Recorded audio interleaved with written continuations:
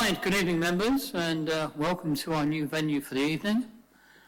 I'll just wait for one person to sit down. I think that everybody's seated now. Can I ask, are we recording yet?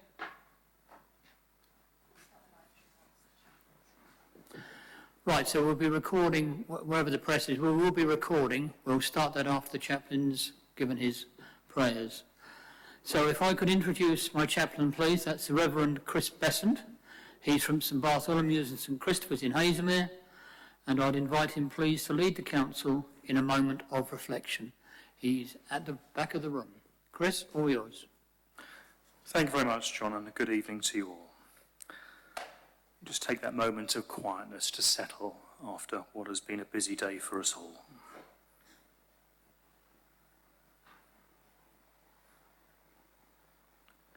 Some of the words from Psalm 134. Praise the Lord, all you servants of the Lord, who serve him day and night.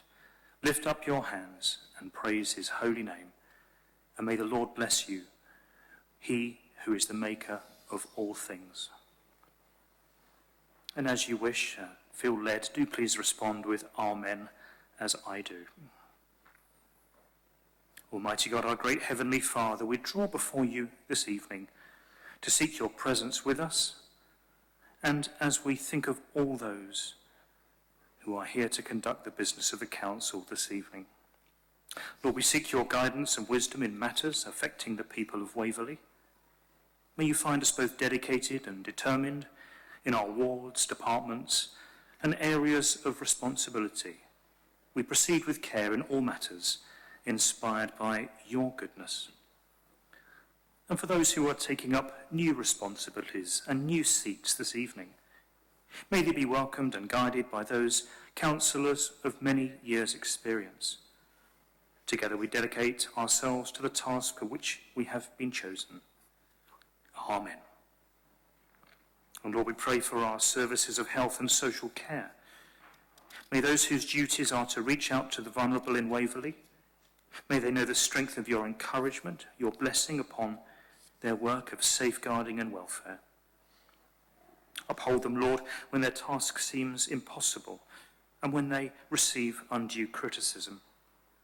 Inspire and draw all others, both professional and voluntary, to dedicate some or all of their own time to this important work. And we pray with thanks for all those small charities and trusts which individual councillors support in their local areas. We give thanks for all those who have taken responsibility for temporary local services during the pandemic, for those involved with vaccination stations, for the endless phone calling and random needs that may arrive at any time.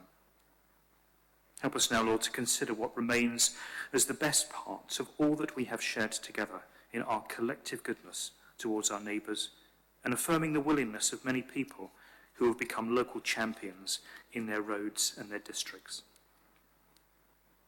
Bless, Lord, also those whose work is with young people, and in particular whose work is to support those who find themselves disadvantaged.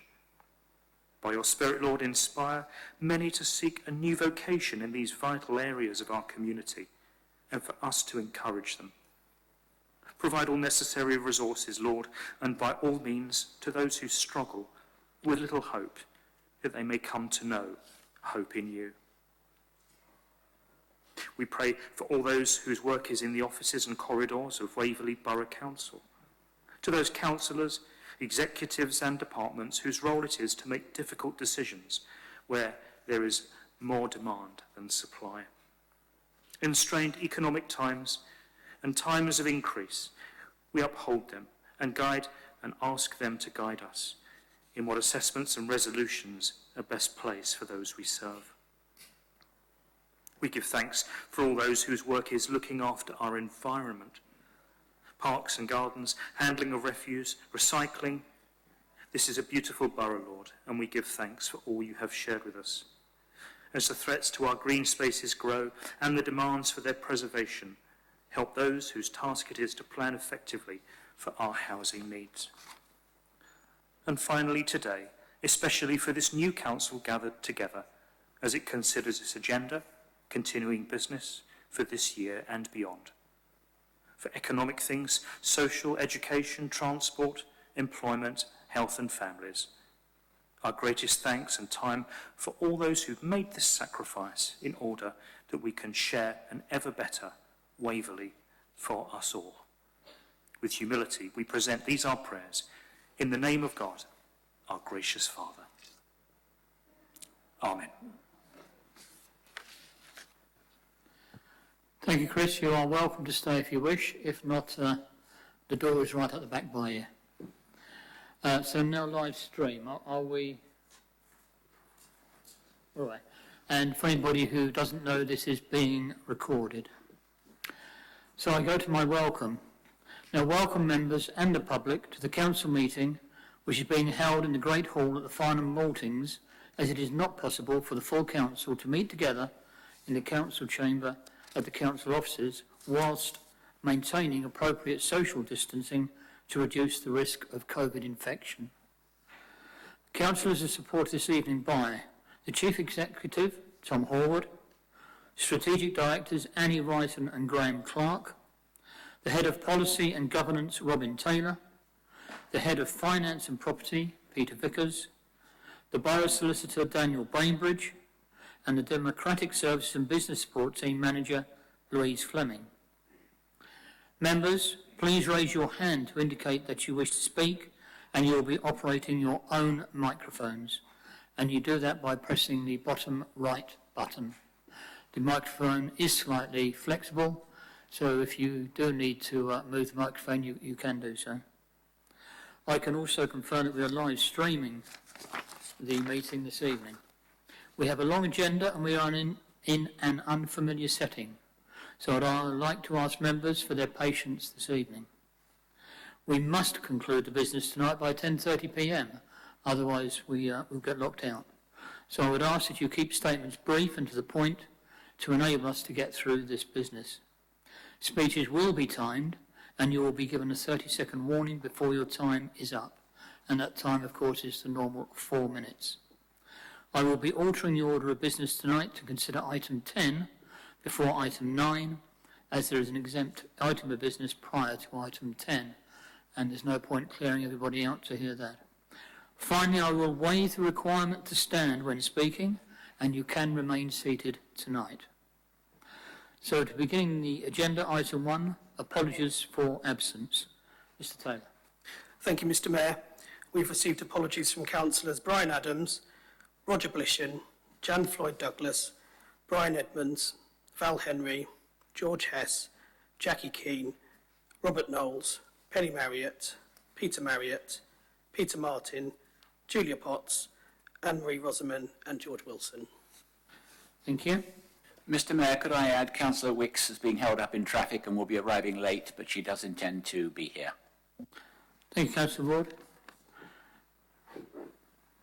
Now, the minutes of the council meeting held on the 20th of April and the 27th of April 2021. I would like to ask the members if anyone has an issue with the accuracy of the minutes.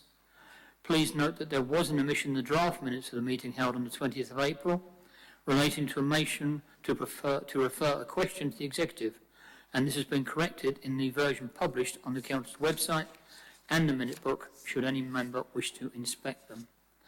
Is there anybody who wishes to make a comment? Thank you very much. In that case, members, would you indicate your agreement to the minutes of the meetings held on the 20th of April with correction and the 27th of April 2021? Do we all agree that? Agreed. Thank you. I will sign these later. Declarations of interest. Again, Robin, have there been any declarations prior to the meeting? Thank you, Mr. Mayor. All members of the senior management team have declared their interest in respect of item 9.2, options for collaboration with Guildford Borough Council, due to the HR implications set out in the exempt annexes, and all members of the senior team will leave the meeting during the consideration of that item. Thank you. I will now have my Mayor's announcements. Having been Mayor of Waverley for the past 3 months, I'm looking forward to the borough coming out of the present COVID regulations. Like many, I have had 2 vaccinations And I've been promised that I am very unlikely to become seriously ill if I come into contact with it, and I'm very unlikely to die. Although this will give us confidence in returning to our previous lives, many things have changed, and of course will continue to do so. I must first praise the tremendous work the staff and councillors in Waverley have done that helped to support our community in these terrible times since March 2020. Many have given up hours of their own time to ensure that the most vulnerable received the help and funding that they needed. And of course, we have had a huge number of volunteers right across Waverley, ensuring that basic essentials, such as food, was available for all those that needed it. I thank you all. I have at last seen an increase in invitations to attend both public and private events. In fact, I've just come from the cathedral at Guildford where I was invited to the judiciary. My first attendance with the Mayoress, Councillor Jackie Keane, was the starting of our new homes at Oxford Ridge. Though I must be absolutely honest, I was very disappointed I wasn't allowed to drive their nice big digger. They told me I couldn't do it, they weren't insured. We were invited to attend a cream tea afternoon at Haslemere Museum. We did enjoy the scones with jam and cream, unfortunately with the usual argument about whether you put on the jam or cream first. I always put on the jam so it doesn't slide around, otherwise it becomes very messy. We then went to Cranley, not on the same day I hasten to add, to help judge the carnival floats, which the Lions had organised. And I must praise the Lions. They are still raising money for local charity after 42 years in that area. And they tell me that they raise £50,000 a year hosting many of the events for local charities. That is a huge amount of dedication of work, buckets, and of course events. There must be something about Cranley linked with sunshine. Liz, I must come over to your part of the world. The carnival was one of this year's really hot days, and we were then invited the following week to a care home, also in Cranley. And yes, it was hot, thank goodness, as they had a barbecue, which was cooked by their prize-winning chef. Well, he told us he was prize-winning, so I've taken him at his word. The food tasted very good. Of course, as we headed home to Haslemere, the rain started and set in for the rest of that day. Now, I'm hoping that we can raise a similar amount for my charities this coming year. Now, as you know, I haven't announced who they are yet, but I have decided to support 3 charities that I have known for many years. The first, and there's no order here except I'm going from Haslemere towards Godalming. The first is A Place to Be, a youth club in Haslemere. I helped to set this up when youth clubs were stopped across Surrey in the 90s. After all, young people are our future, and we must support them. Despite the headlines, the vast majority are honest, hard-working young people who deserve some relaxation out of the school environment. The second is the Hydestyle Wildlife Hospital. Over many years, they've taken in injured wildlife and cared for them. They are at present looking for premises to house some of their injured animals. And my third is Skillway, which many people in Godalming will know. Again, an organisation that is youth-orientated. Run as a caring charity, they introduce and teach skills to those that have not had the opportunity of a complete education. And I will finish by congratulating one of our members, Councillor Carol Coburn, on her being awarded the BEM for her work in planning. Well done, Carol, you deserve it. Thank you.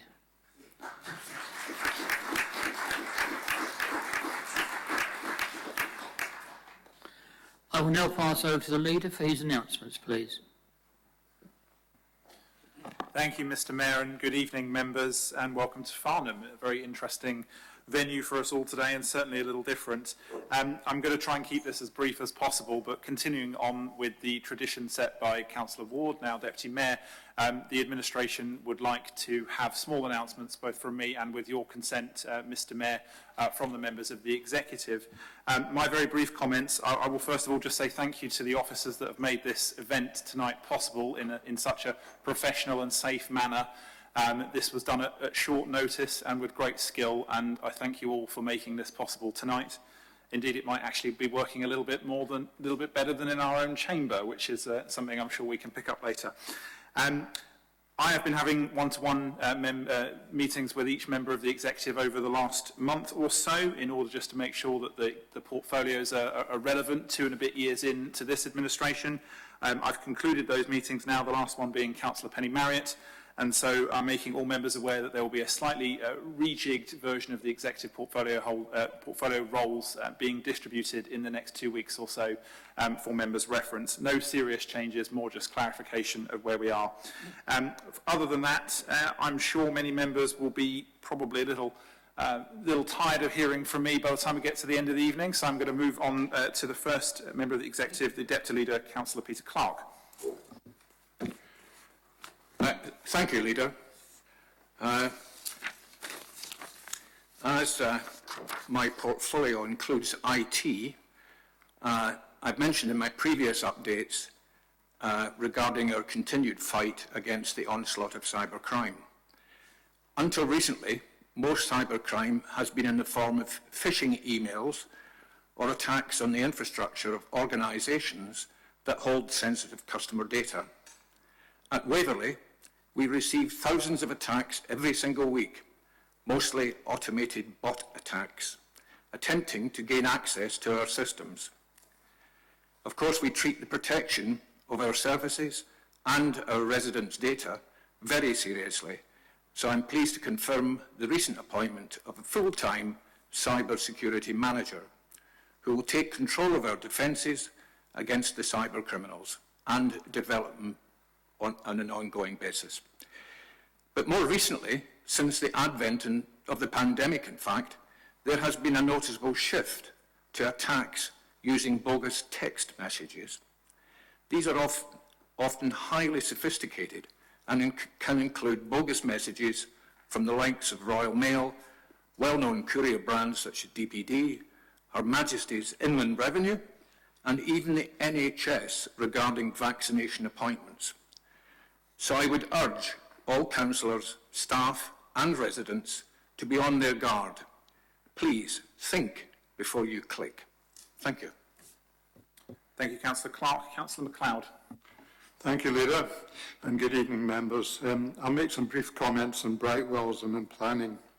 In terms of Brightwells, the build is going well, and I'm pleased to say we've received a good report recently from the Independent Monitoring Officer on the quality of the build within the scheme, which is quite encouraging.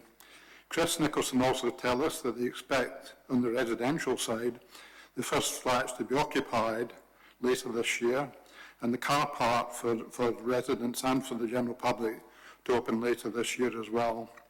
In terms of the commercial side, covering the retail, restaurants and the cinema, that we now expect that to open early next year. One interesting thing, those who have followed the Herald will have noticed an article from David Howell in the Herald talking about how the retail side of Farnham is picking up quite well, particularly the shops that were previously closed being opened again by independent retailers. So that's pretty encouraging in terms of the letting out of the shops, etc., within the Brightwell scheme. And Cressler and Surrey are in positive negotiations with a number of prospective tenants.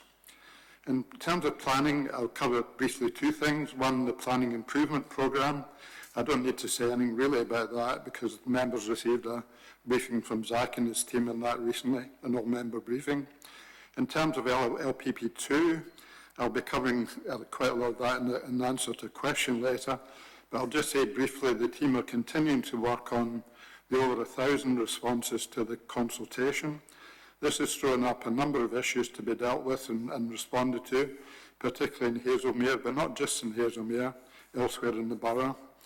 And the leader has made a commitment that we will complete finish LPP2 by the end of this year and submit it to the inspector for the examination in public. Thank you, Leader. Thank you, Councillor MacLeod. Councillor Merriweather. Thank you, Leader. Mr. Mayor, good evening, everybody. I'm actually not going to add anything substantive. We've got plenty to talk about later on, but I'd just like to echo your acknowledgement and thanks to the officers and the team putting this together tonight, because I know how hard they've been busy doing their regular stuff, plus the stuff on the agenda tonight. And I think it's well worth our thanks. Thank you, Councillor Merriweather. Councillor Muralise. Thank you, Leader. With the commissioning of SLAs coming up, I've been visiting the recipients of the SLAs across the borough to get to know what they do in serving their communities. And meanwhile, we've been gathering data to start shaping our partnership funding priorities for the borough, and have sent out a questionnaire to town and parish councils to get a better understanding of what they feel their priorities are for the local community, especially after this time of COVID. Thank you, Leader. Thank you, Councillor Muralise. Councillor Palmer. Thank you, Leader, and good evening, councillors. I'm pleased to report that parking usage is now back around the average over the last 3 years. It was obviously depressed last year, as we all know, but nonetheless, the trend has definitely been positive. The only other point is that the next Sill round will open in September. So we look forward to councillors encouraging local groups to put their names forward or put their projects forward. Thank you. Thank you, Councillor Palmer. Councillor Townsend. Thank you, Leader, and good evening, Mr Mayor, and good evening, members. I'm delighted to announce that the Economic Development Team is developing its business network further through our COVID action plan. And we are now working with Surrey University on the production of a series of webinars for businesses on digital connectivity and including sector-specific opportunities for 5G, and these will be commencing in September. We're also working closely with the leisure sector and our leisure team on a return to leisure strategy in order to promote the physical and mental health benefits and increase participation numbers. This will be linked to local events across the 4 main centres. We have had very positive comments from members who have returned to our centres across the borough and who have highlighted the cleanliness and said how safe they feel, as well as complimenting the centre staff. We are, of course, monitoring the visitor numbers, and whilst they are encouraging so far, it is recognised that this is a sector that has been very hard hit over the past year. Our green spaces continue to see unprecedented numbers of visitors, particularly at Frensham Ponds, and whilst we have had put in a number of interventions to improve cases of inconsiderate and illegal parking, and we'll be introducing further measures to intervene and deter visitors at an earlier stage in their journey to the site, members will be aware that we are still experiencing an unreasonable and heightened level of antisocial behaviour towards other visitors and towards our staff. We have a zero tolerance on this behaviour and will report every incident to the police. We are also investigating additional on-site enforcement measures. Our Plant Life grass cutting campaign, No Mow May, has received a lot of support across the borough and some complaints as well as general observations. We were using all of this really helpful feedback in our plans for next year, enabling us to identify which sites would benefit from a change in the grass cutting programme and which require a more flexible approach. I would very much like to thank our Green Spaces team and contractors for all their hard work in helping to introduce this important boost to biodiversity across the borough. We have also continued in our trials to use non-glyphosate weed killers in our parks and on Surrey County Council highway sites at 4 points across the borough. And this is building on our trials last year as part of our pledge to phase out the use of harmful pesticides. Thank you. Thank you, Councillor Townsend. And last but never least, Councillor Williams. Thank you, Leader, and good evening, everybody. Just some brief items on environment and sustainability.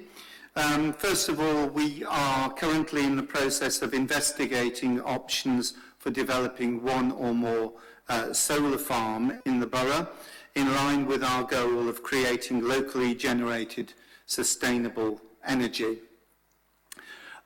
Plans are going ahead for developing long-term cycle storage in Cranley, Godalming and Hazelmere, while discussions continue with key stakeholders about the finer detail in the case of proposals for a cycle storage in Farnham.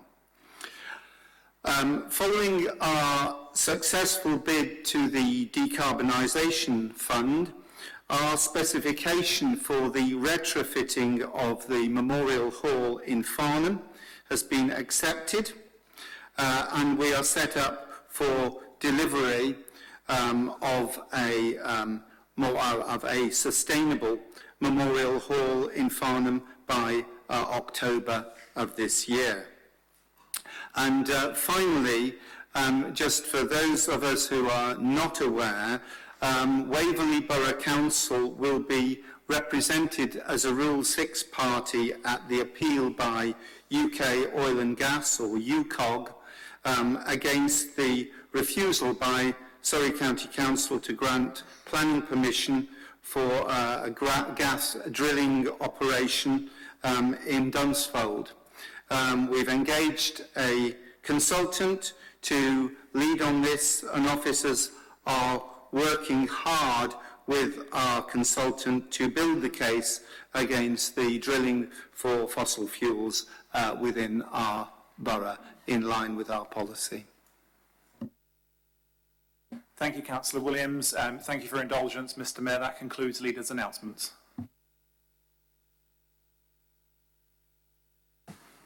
Somebody had to forget the microphone, didn't they? Well, thank you, Leader. The next item, the questions from members of the public.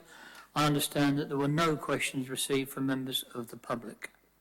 So going on to item 7, question from members. Now I'd like to report that there has been a question received from Councillor Robert Knowles and one from the Leader. As Councillor Knowles has given his apologies, Councillor Townsend will read out the question and respond. Councillor Townsend. Thank you, Mr. Mayor. The question was, Lloyds Bank plc have announced the closure of Hazelmere branch by the end of the year. In my memory, Hazelmere has 2 Lloyds branches, 2 NatWest and Midland HSBC, a Barclays and a number of Building Society branches, including Woolwich, Abbey National, National and Provincial and Halifax. With the closure of Lloyds, there will be no bank or building society in the town, with a population in 3 counties of some 19,000. What representations are the administration making to preserve some vital financial facility in Hazelmere? And my response, Mr. Mayor, many banks have closed across Waverley in recent years due to decreased financial viability. With customers moving online, the problem is now particularly acute in Hazelmere, with the news that the last bank in the town, the Lloyds, is to close in the autumn. Although the borough is currently well served for post offices, which are providing more financial services, there remains a particular issue with regard to access to cash throughout the day and night. The Economic Development Team has been working with Hazelmere Town Council and Hazelmere Chamber to request the installation of a cash machine in the town centre. A proposed site owned by Hazelmere Town Council in the central car park was circulated to providers together with evidence of significant local footfall. There was unfortunately little interest pre-COVID. However, with the news of the last bank closure, we have asked the cash point providers to urgently reconsider the situation. We have also provided Hazelmere Town Council with details for the CEO of Link, and Jeremy Hunt MP has written to him to support the case for a cash point in Hazelmere.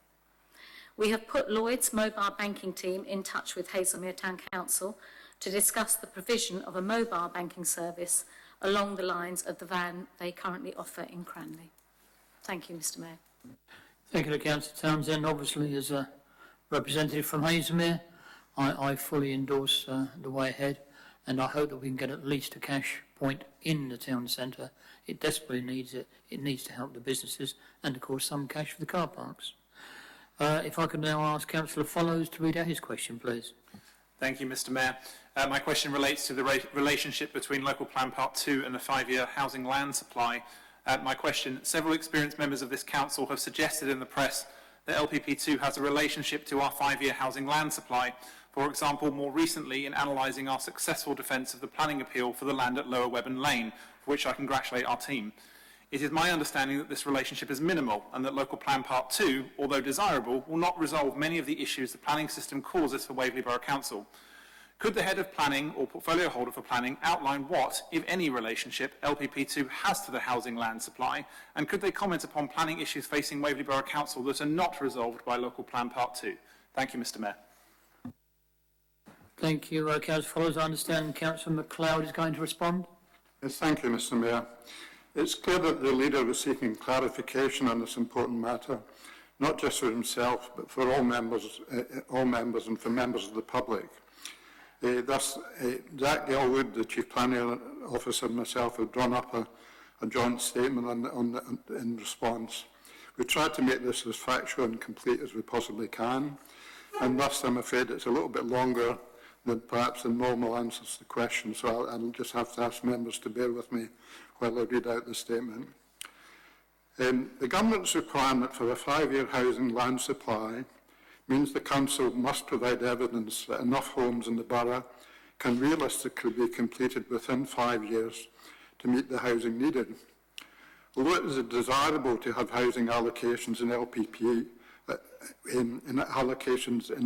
adopted to provide some certainty from our communities, this does not mean that the homes on allocated sites within a local plan can automatically be concluded within the 5-year housing supply, as such housing can only be included where there is a clear evidence that the housing can be completed within the 5-year period. For the purpose of demonstrating a 5-year housing supply, the onus is on the council to provide the evidence to demonstrate these sites will deliver housing within that period, which is not the case with every proposed allocation in either LPP2 or even in the adopted Local Plan Part 1.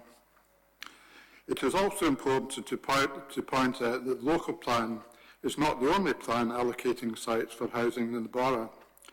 Some of our local communities have decided to carry out their own site allocation for housing in their neighbourhood plans.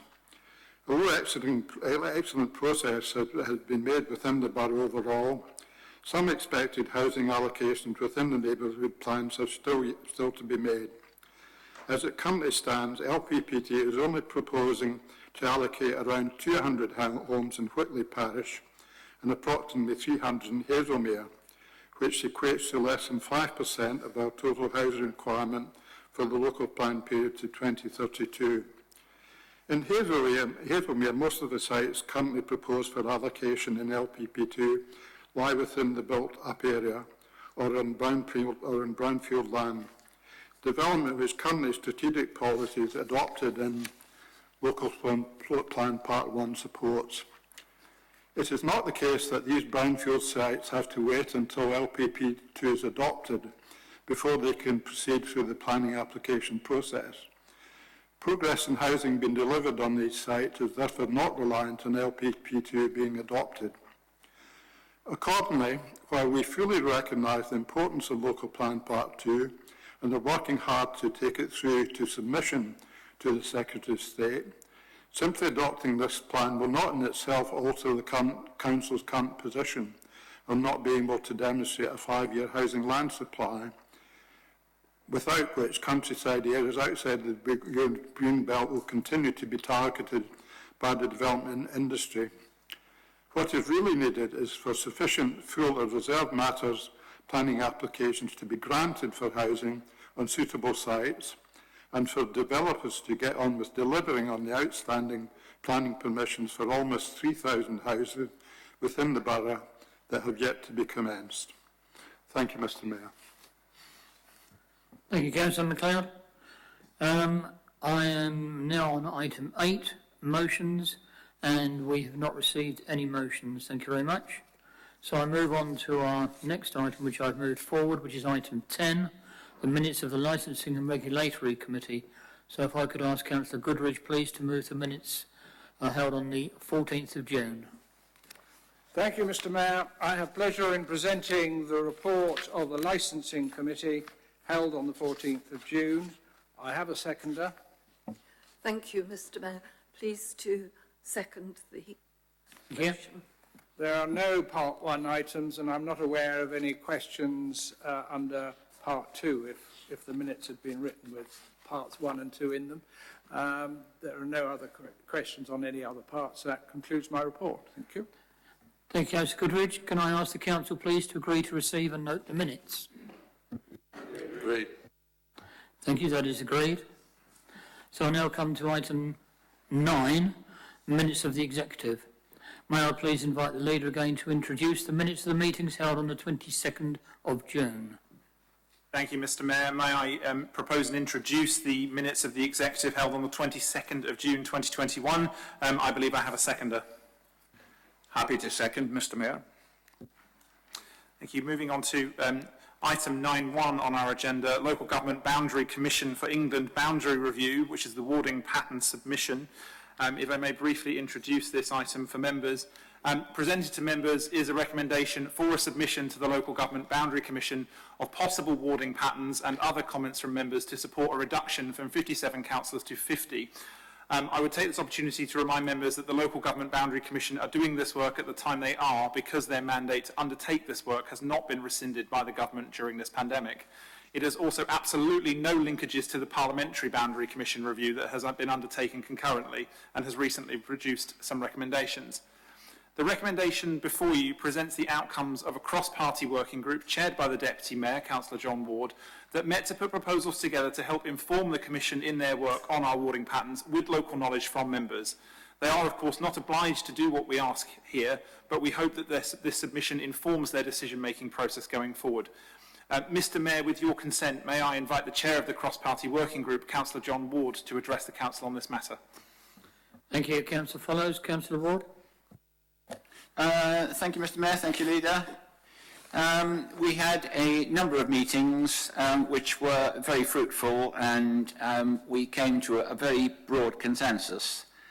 Let me first of all echo what was said by the Leader, that it was not our choice to do this exercise at this time.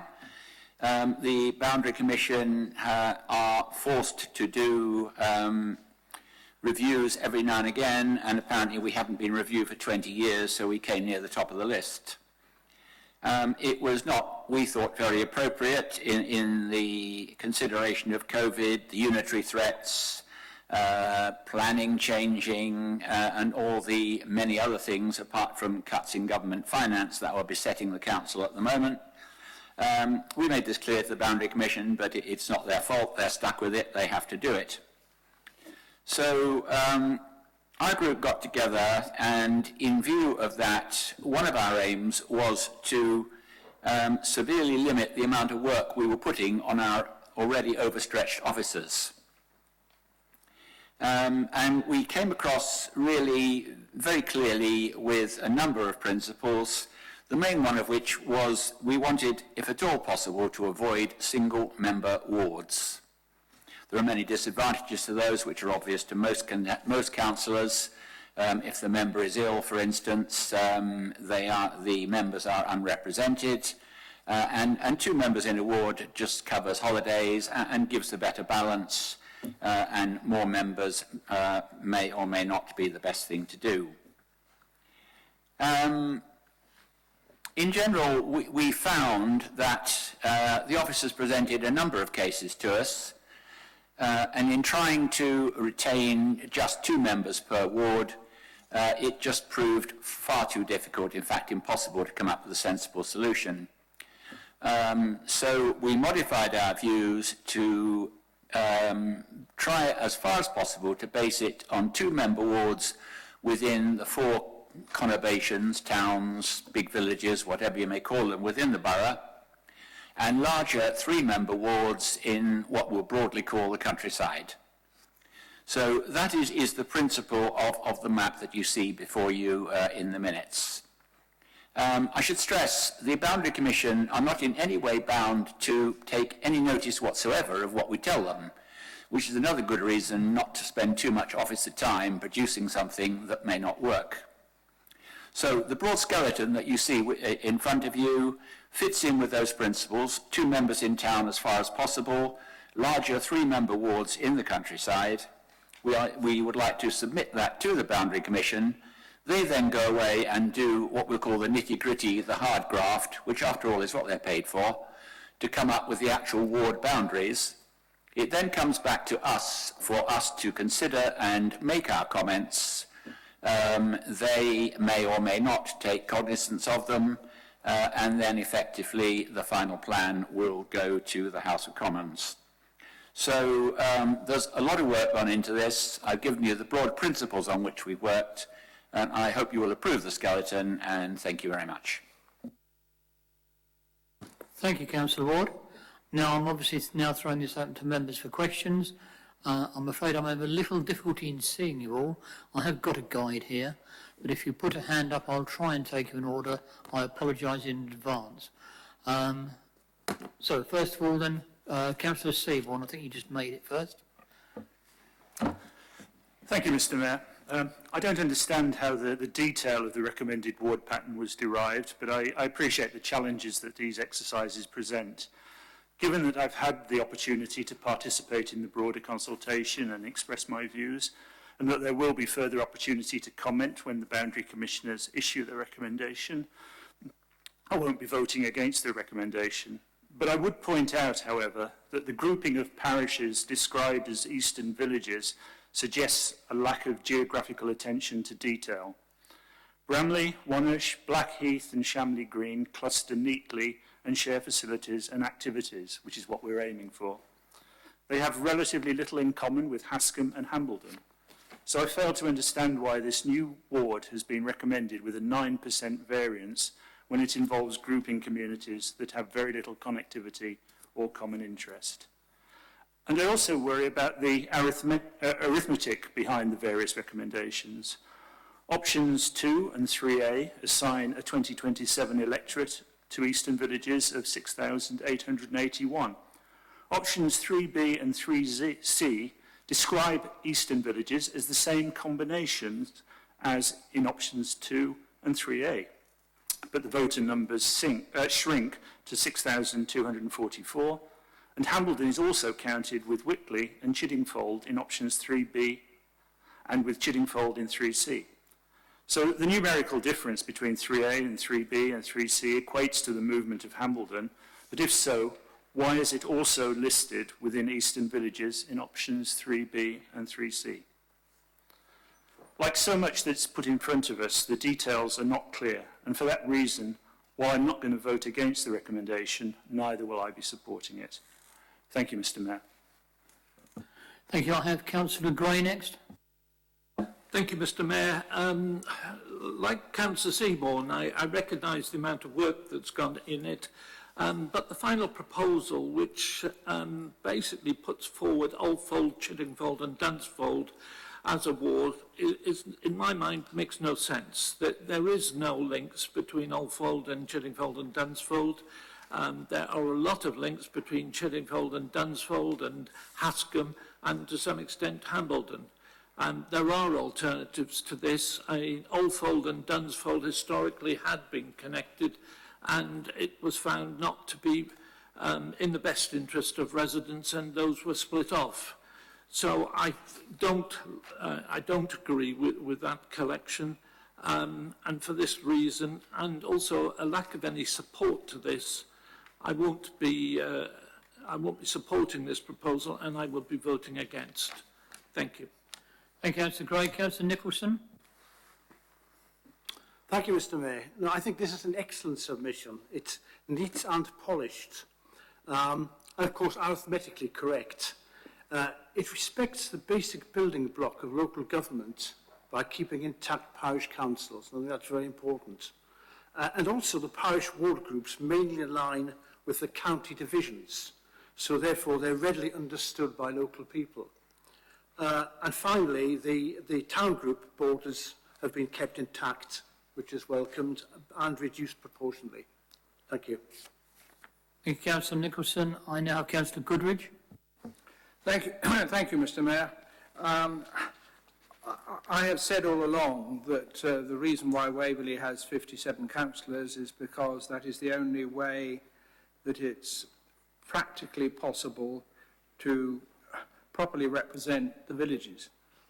And now that the Boundary Commission has come up with the 50, which is what the majority of this council decided was best. It just illustrates the problem. Again, Eastern Villages, I happen to represent a ward where I'm a single member ward. I've found it no problem in the last decade or two.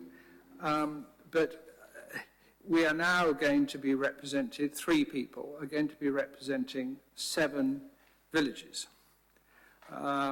Blackheath, Wanner, Shamley Green, Bramley, Hascombe, Hambledon, Busbridge.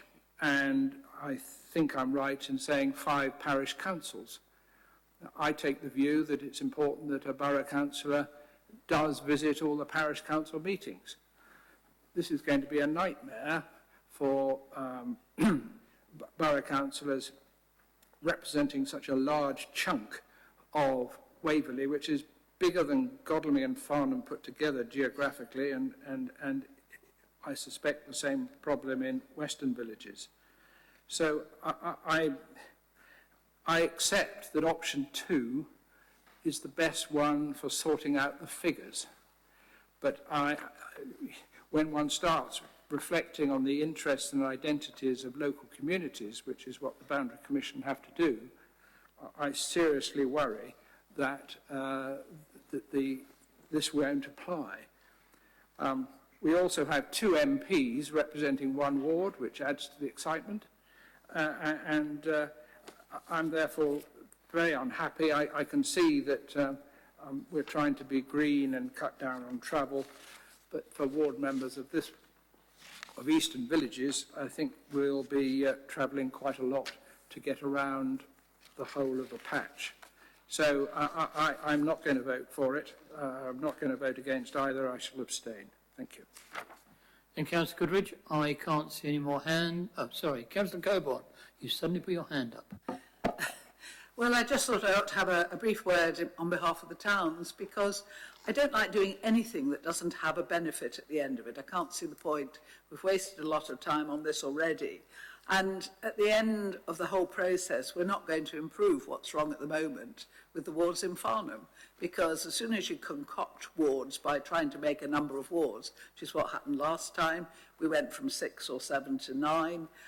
We ended up with 9 wards that bear no relation to any community that anybody lives in. This came out when we were trying to work out the character of certain areas, and nobody responded, and we realised they haven't a clue they lived in Firgrove, because Firgrove doesn't really exist at all. Firgrove is bit of the Bourne, in fact quite a large bit of the Bourne. And I do think if we are going to go back and have a look at trying to make this mean a little bit more, trying to bring, if you like, more people into the electoral system because it's interesting, at least if you're voting within your parish, within your area, within the area that has its own show and all the other things that it does, then you can see the point in voting. So I just feel it's a wasted opportunity. I don't like 8 wards of 2. I would rather start with the geography, look at the natural boundaries, and then work out how many wards you have and how many councillors per ward. You certainly wouldn't have any single councillor wards doing it that way, as far as I can see, because the parishes, and Farnham is completely parish, the parishes do take in quite a large area, so you would always have a 2 councillor ward. But anyway, I just wanted to make the point. Everyone was talking about the villages, and I just think the towns need a bit of support occasionally. Thank you, Councillor Colburn. I cannot see any more hands. Therefore, I'll now go back to the leader, please. If I could ask Councillor Follows to sum up and respond, please. Thank you, Mr. Mayor, and I completely agree. We've had to use a great deal of time on this, and I take you back again to the reasons why we're having to do this at all. In Waverley, we often seem to be almost prisoners of geography, and in some cases perhaps somewhat slave to it. And if this year has demonstrated anything, it's demonstrated that for many councillors, presence does not always have to mean being there in person. There are plenty of ways that councillors have managed to interact throughout this pandemic with their residents, and I think trying to base an argument for the Boundary Commission based upon the number of parishes in a geographic area however valid it may be to many councillors, is not something that is relevant to what the Boundary Commissioner are actually looking at. This is obviously a deeply inexact science, and I personally, at the beginning of this process, could not foresee any scenario in which all members would be completely content, either with the numbers proposed or with any of the proposals for warding patterns that we are presenting. And as Councillor Ward has made very clear, there is only so much time and resource that anyone was really going to be prepared to put into this, knowing full well that the Boundary Commission aren't obliged to listen to us, but also that it is their job to actually conduct these warding patterns. So, Mr. Mayor, I would propose to move the recommendation, as we'll likely be calling several more of these later, and as the custom and practice of this administration is roll call voting, and this is a good opportunity to test the process today in a fairly benign part of the agenda. I would like to call a roll call vote on the recommendation and would seek 4 members to support that. Can I see 4 other members, please, for a recorded vote? Yep, you have your recorded vote. Thank you. So, there is one recommendation. The Waverley makes a submission on future warding patterns to the Local Government Boundary Commission for England, comprising option 2 on detailed in Annex 1 and illustrated in Annex 2, plus the qualitative comments on warding issues as set out in Annex 3. Louise Fleming, can you carry out the roll call, please? Thank you, Mr. Mayor. Councillors, when I call your name, please confirm whether you wish to vote for, vote against or abstain. Councillor Baker. For.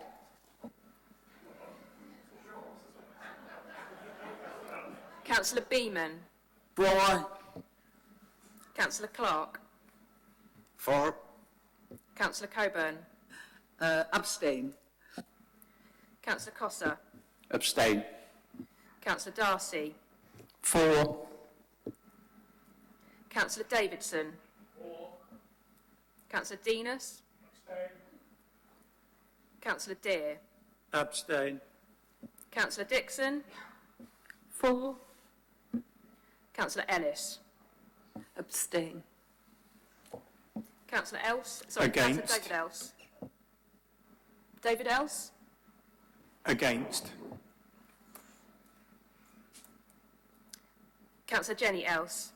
Abstain. Councillor Follows. For. Councillor Forozeski. Against. Councillor Gale. For. Councillor Goodridge. Abstain. Councillor Gray. Against. Councillor Hegan. For. Councillor Howard. Not present. Councillor Hunt. For. Councillor Hyman. For. Councillor Isherwood. Against. Councillor James. Against. Councillor MacLeod. For.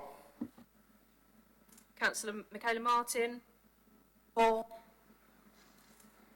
Councillor Merriweather. For. Councillor Mirrlees. For. Councillor Mulliner. Abstain. Councillor Neal. For. Councillor Nicholson. Councillor Palmer. For. Councillor Reid. Not present. Councillor Paul Rivers. For. Councillor Penny Rivers. For. Councillor Rubini. Mr. For. Mayor. Councillor Sadler. Abstain. Councillor Seaborn. Abstain. Councillor Townsend. For. Councillor Ward, Deputy Mayor. For. Councillor Wicks. For. Councillor Williams. For.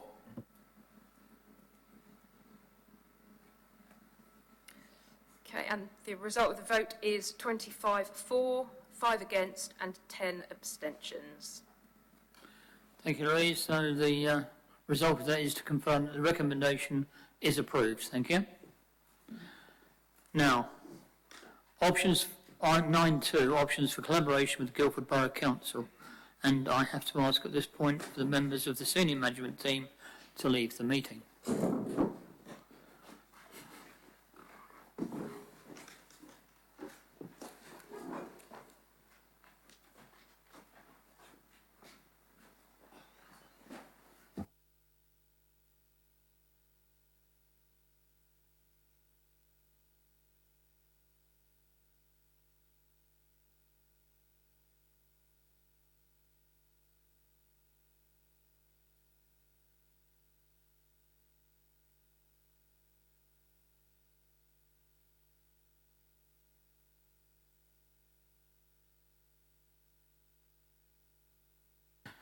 Thank you, members.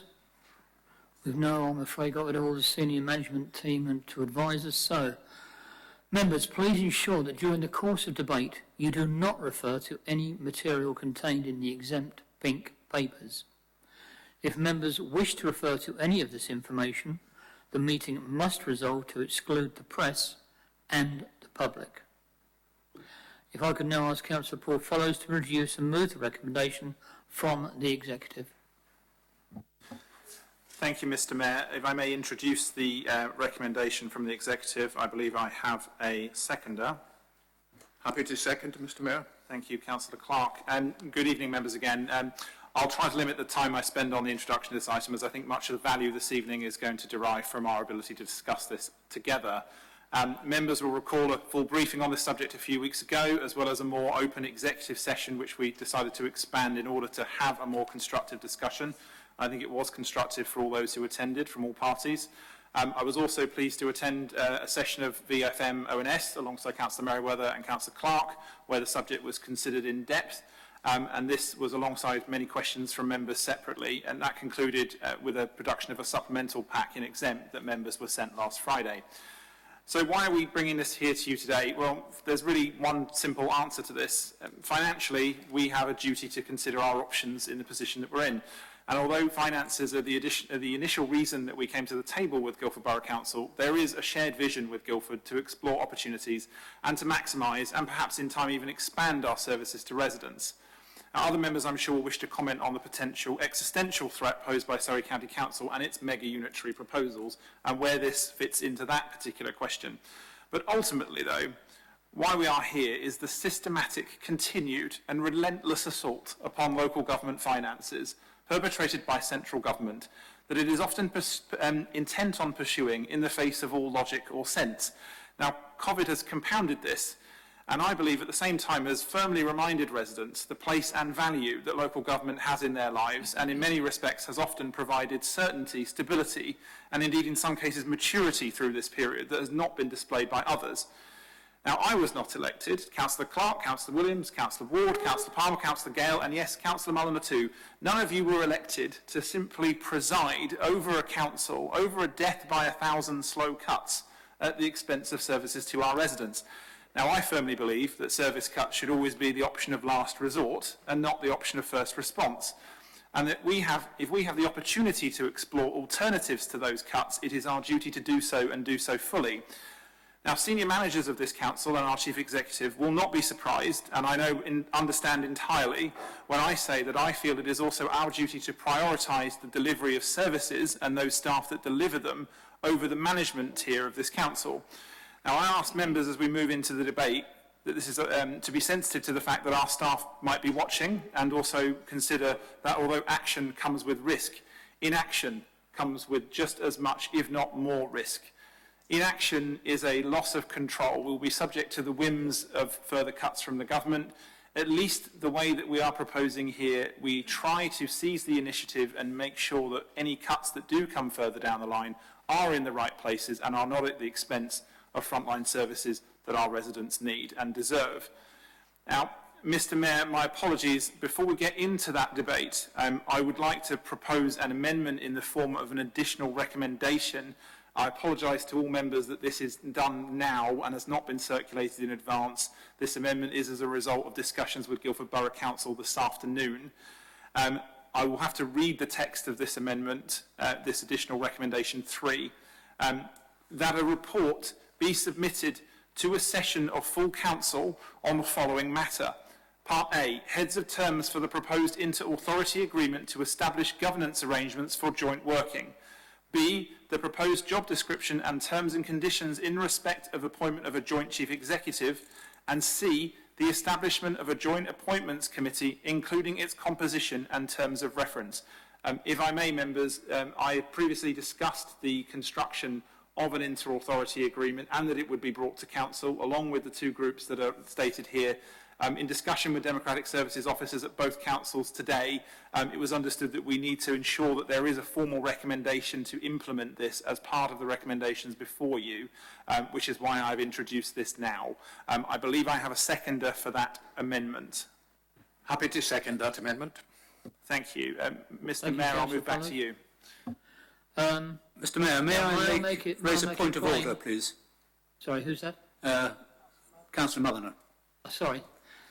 Thank you. I refer to the first recommendation, which, if I read, states... Councillor Mulliner, I think as we've had this emendation, we have to discuss the emendation first. Is it relative to that? It's actually fundamental, because if you look at the first recommendation, I'm assuming we're using the latest version, it retains the wording which that requires South East employers to provide, in time it was for the original agenda publication, additional data in respect of potential financial implications of appointing a single joint chief executive. That's been done. And advice on cost-sharing arrangements. Now, I've looked at the document we've been provided, and I cannot see any advice from South East employers on cost-sharing arrangements. And according to the text of the further recommendations, they are subject, it states here, and subject to the receipt of financial and cost-sharing data and advice from South East employers, and any advice, etc., recommend to full council. We appear to be missing one of the key pieces of information we were expecting. And on that basis, how can it be proper to proceed with this item in the absence of that information? Thank you, Mr. Mayor. Thank you, Councillor Mulliner. Councillor Follows, can you follow that up, please? In my opinion, and I would seek the clarification from any Democratic Services officers in the room, that the supplemental pack contains sufficient commentary from South East employers and from other officers as relevant and appropriate to the discussion this evening. My addition of the amendment number that would be part 3 of this essentially implements the requirement for any further inter-authority agreement, which is really the formal equivalent of what has been discussed in skeleton in the supplemental papers to full council for proper consideration and authorisation at a future date. So as far as I'm concerned, the supplemental papers are sufficient to enact this resolution. I would, of course, defer to any officers for comment if they don't believe that to be the case. Yeah, apologies, I can't see officers from here. Is there an officer that wishes to make comment? If you want me to, Mr. Mayor. Thank you. I can do. I mean, it's really a matter for you. I mean, the recommendation from the executive is as Councillor Mulliner has read it, subject to the receipt of financial and cost-sharing data and advice from South East employers, and any advice issued by the Chief Finance Officer, etc. It recommends to Council that. I mean, it's now a matter for you to debate. Clearly, an amendment has been moved with a seconder, but it is a matter that you now can discuss as Council. It doesn't mean that this can't go forward, but Councillor Mulliner raises a valid point in respect of that recommendation from the executive. So, but it's open to you to debate, I think. Thank you. Now, can I remind all members, please, that we are debating the amendment, not the first part. Point of order, Mr. Mayor, we are not. I am asking to be shown the advice from South East employers which we were promised, which appears to be a condition precedent to considering these recommendations, let alone any amendment of them. This is not a frivolous point. If I may, Mr. Mayor, I can respond to that. Page 6 of the exempt papers, which I believe I can read without, propose options for cost-sharing models, the additional information provided by South East employers. I believe that the fact that the text starts with that, I'm not going to go into further without breaching exempt, but I'm fairly sure that that fulfills the requirements of recommendation 1, at least sufficient to have this debate and pass this resolution. Sorry, Councillor Mulliner, were you coming back? I'm just puzzled because I've got a recent piece of paper with page 5 on it. Is that what you're referring to, Councillor Follis? What's page 6?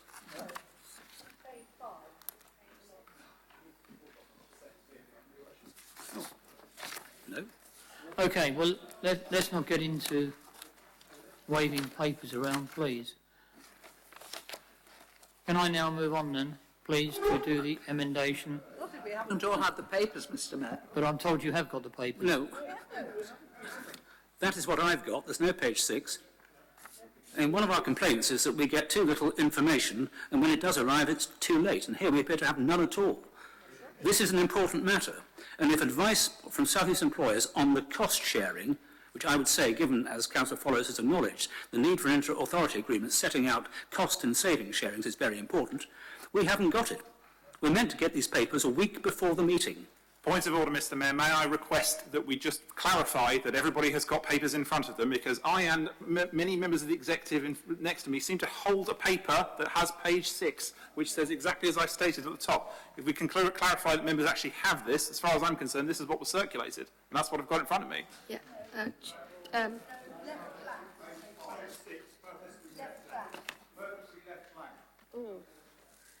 think it depends which one. Right.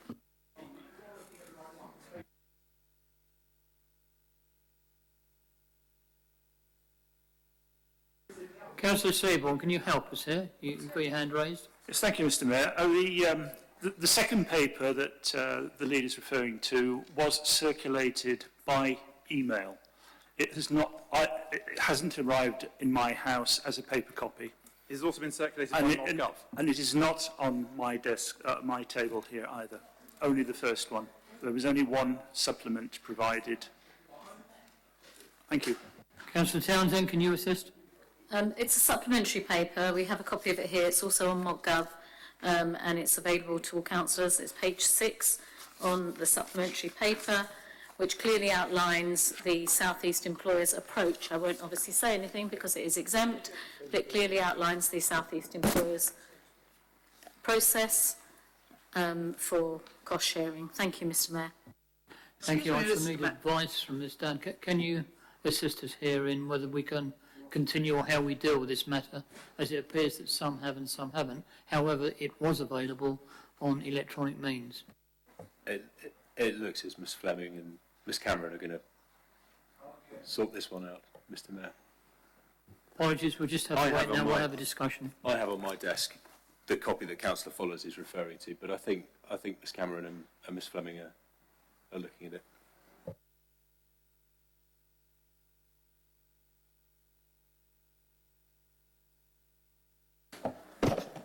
Mr Mayor, can I ask why such an important piece of paper isn't on each desk, along with the council agenda and the previous addendum that we received?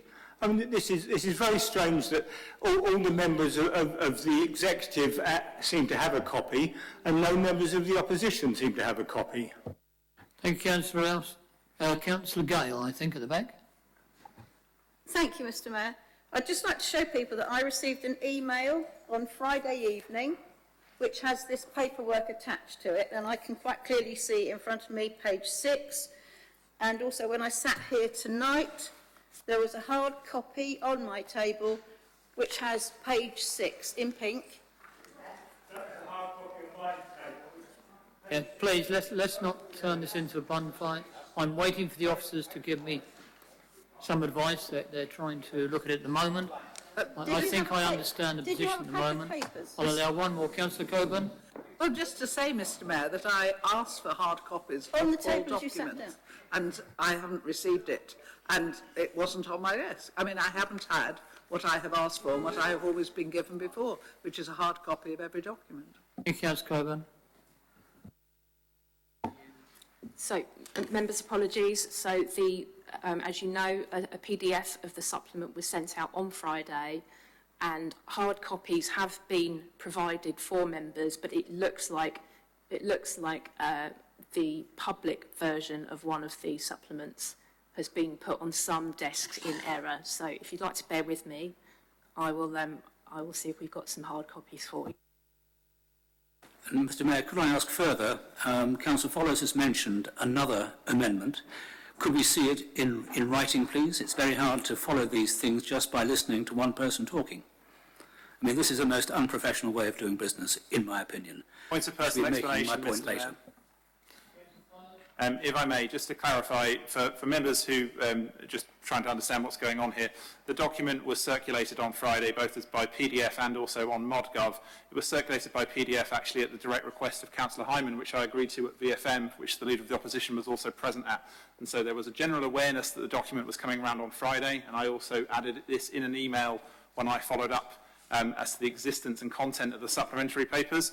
I would ask that everybody be patient with Democratic Services. We are in a strange venue here doing this at a strange time, and I would just ask everybody to remember that. Thank you, Mr. Mayor. It's a good job it's not a school examination, Mr. Mayor.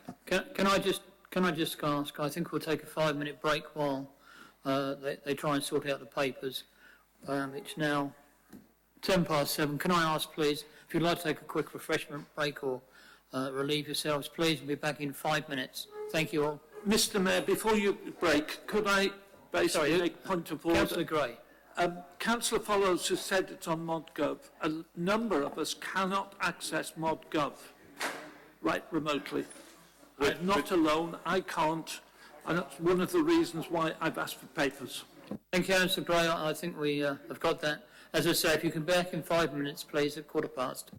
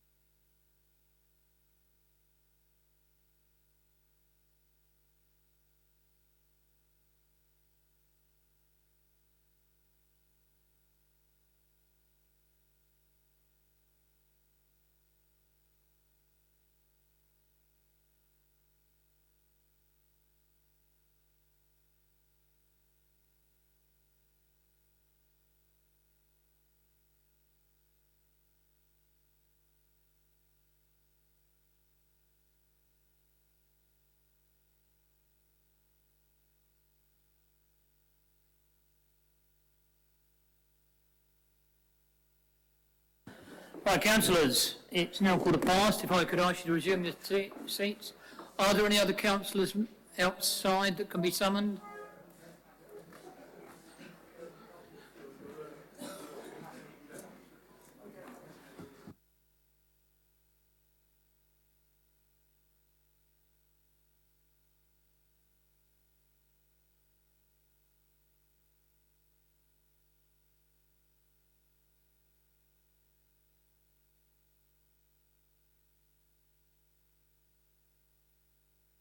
Councillors, if you can come in and take your seats, please.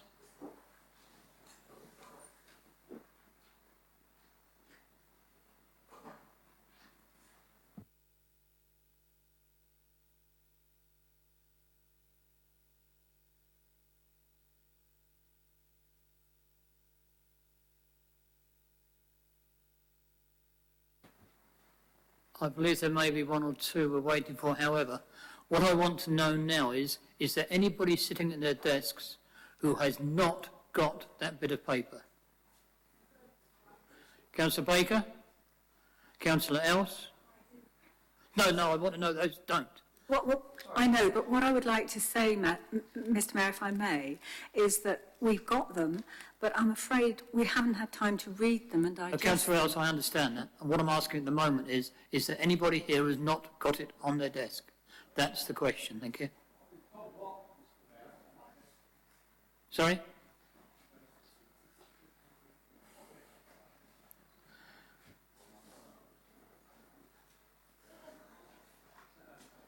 Councillor Merrilees, can you, and the others, can you take your seats, please?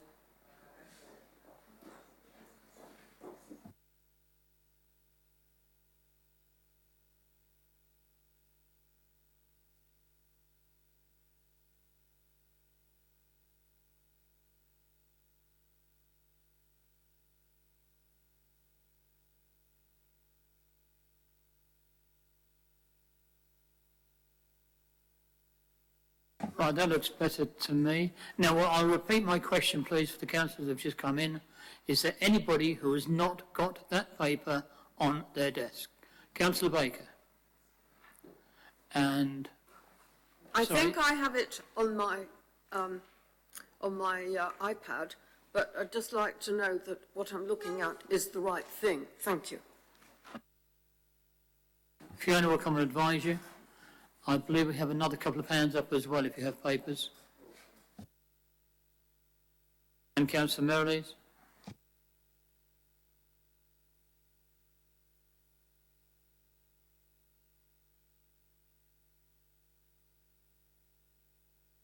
Councillor Cossett, you had your hand up. Have you got your paper now?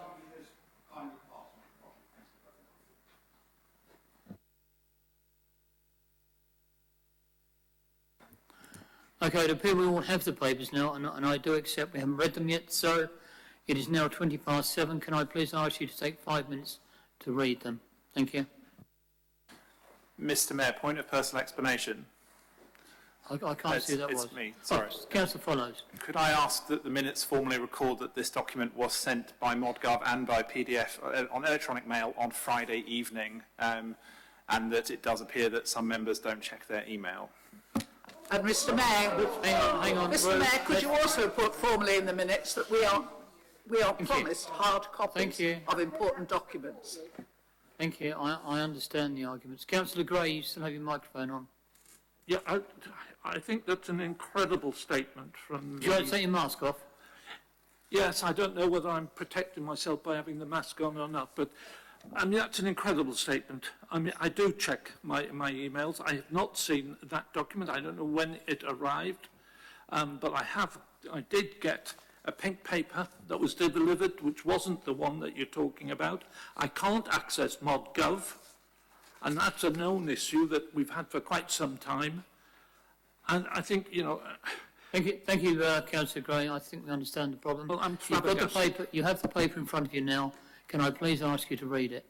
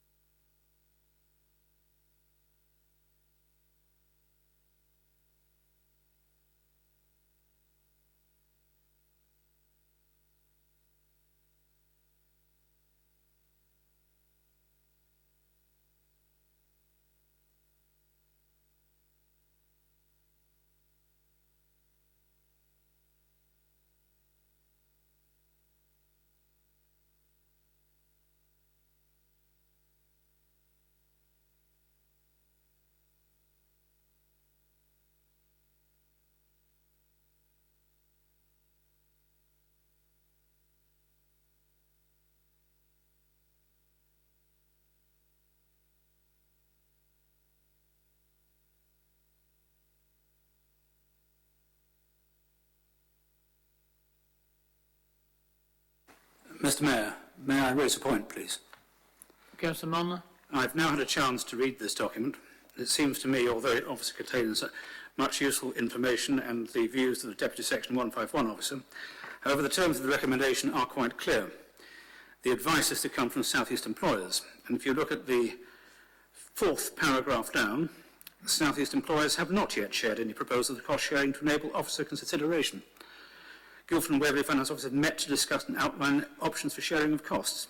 But where's the South East employers' advice? I'm being quite serious when I say that this is an unsatisfactory way in which to conduct business. It seems to me that we have not had South East employers' views on this, which was part and parcel of the recommendation. On that basis, I move that this matter be held over till a future council meeting. Thank you. Thank you, Councillor Mulliner. Councillor Folliott, did you want to answer that? I still contend that the information under proposal of options for cost-sharing models is additional information provided by South East employers and reviewed by the Council's Deputy 151 officer. It's information pertinent to that resolution and doesn't undermine it in any way. Any issues with that, I think, are addressed by the amendment that I'm proposing, which will bring things like the inter-authority agreement back to Council, which is what we promised we would do anyway, but it does it in a more formal way that members can see in a transparent way. Thank you. Councillor Gray. If I'm allowed to, can I ask Councillor Folliott for an explanation? This new recommendation, which refers to the heads of terms, the job description and joint panel, seems to fit in with what the pink paper is saying, that we need 3 weeks to agree a head of term.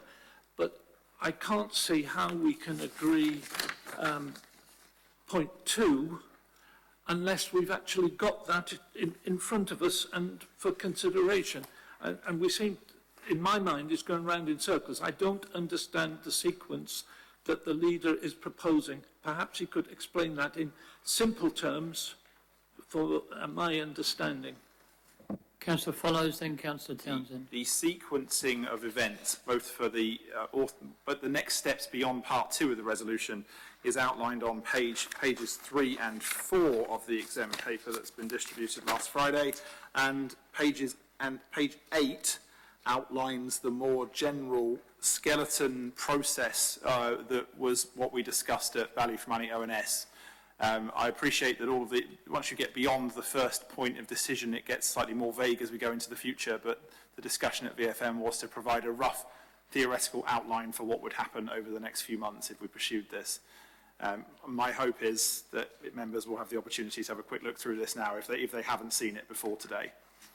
And Councillor Townsend. Thank you, Mr Mayor. I'd just like to say, it doesn't say final advice, it doesn't say full and final advice, it just says advice within the recommendation. And I think you'd be hard-pressed not to think that what is outlined within the pink papers on page 6 is not advice. It may not be as full advice as some members would like, but it is clearly advice. And I think that the recommendation therefore stands. Thank you. Councillor Costa, then Councillor Hyman. Thank you. I just wanted to clarify. I thought what I heard from Councillor Mulliner, but I'm sure he can, from Councillor Mulliner, I'm sure he can clarify, was what to me would seem to be legitimately a procedural motion, which was effectively to say, in the light of the failure to provide the promised and expected level of advice from South East employers, this matter should be deferred to a further meeting. If that is a procedural motion, I would be quite happy to second, but perhaps Councillor Mulliner could clarify. Yes, before that I will take Councillor Hyman quickly as it is hand raised. Then I'll go back to Councillor Mulliner. I didn't take that as a motion. Thank you, Mr Mayor.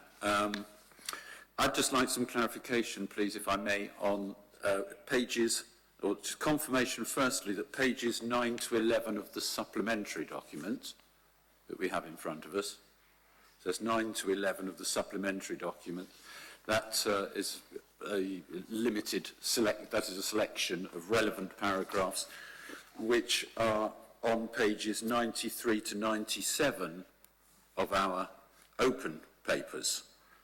So that isn't actually pink. So if people wish to speak to that, even though it's on pink paper, it is actually on white paper in our full agenda pack, as I say, from pages 93 to 97. So if we can just have a very quick confirmation so people don't do fully realise, so members fully realise that they are allowed to refer to those. Thank you, Councillor Hyman. Councillor Follows. Thank you, Mr Mayor. Councillor Hyman is absolutely correct. The papers that were sent on Friday were all collated into a single exempt annex to enable them to be easily digested by members and received in one go without lots of different files. The requested bit that he's discussing here is the selection of risks pertinent to the selection only of a single chief executive. But my understanding would be that Councillor Hyman is absolutely correct. Those specific parts in 9 through 11, which is those risks highlighted for that area, are in the white paper and could be discussed. Okay, thank you. Councillor Follows. I'll now return to Councillor Molnar. Sorry, I haven't finished, if I may. Thank you. And on page 2 of the supplementary paper... I think at the moment, Councillor Hyman, can we just go back to Councillor Hyman to find out if he did in fact ask for a motion or did he not? I'll come back to you. Okay. Yes, I did. I repeat that it appears to me that there's a clear statement on page 6, the fourth paragraph down. South East employers have not yet shared any proposals for cost sharing to enable officer consideration. That seems to me a flat negative. So they have not given advice even to the officers yet, let alone to us. Either we are going to follow procedure and respect what is put in recommendations, or we're going to ignore it on the night. And this is not the way we should behave. I'm sorry if it causes inconvenience.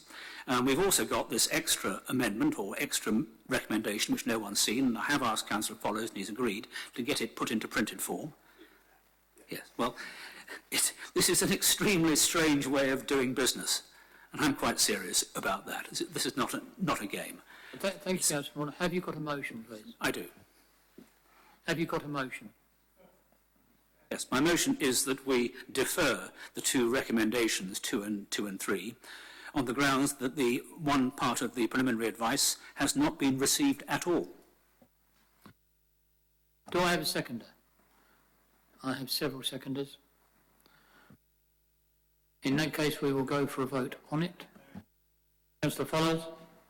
I would just like to advise Council my opposition to this motion in that it just flatly isn't correct. The advice in the paper is exactly what the resolution of the recommendation makes clear will be coming. Advice from South East employers on the detail that we've got so far. Anything further that we're doing in terms of bringing an inter-authority agreement is proposed in the amendment. And rather than defer such a matter, the other reason I would be against such an amendment is that even if we did concede that Councillor Mulliner was correct, which I absolutely don't, because I think the information is in front of everybody right now, even if that were the case, the more straightforward item, as we are all here anyway at great effort and expense, would be to amend the original recommendation to remove that line, which of course is just equally unnecessary. So deferring is the least sensible option of many in front of us, even if we were to concede that Councillor Mulliner was correct, which I don't believe him to be so. Councillor Murray-Weather. Thank you, Mr Mayor. Can I just register that, in my view, proposals and advice are two different things. The paper on page 6 reflects the advice from South East employers.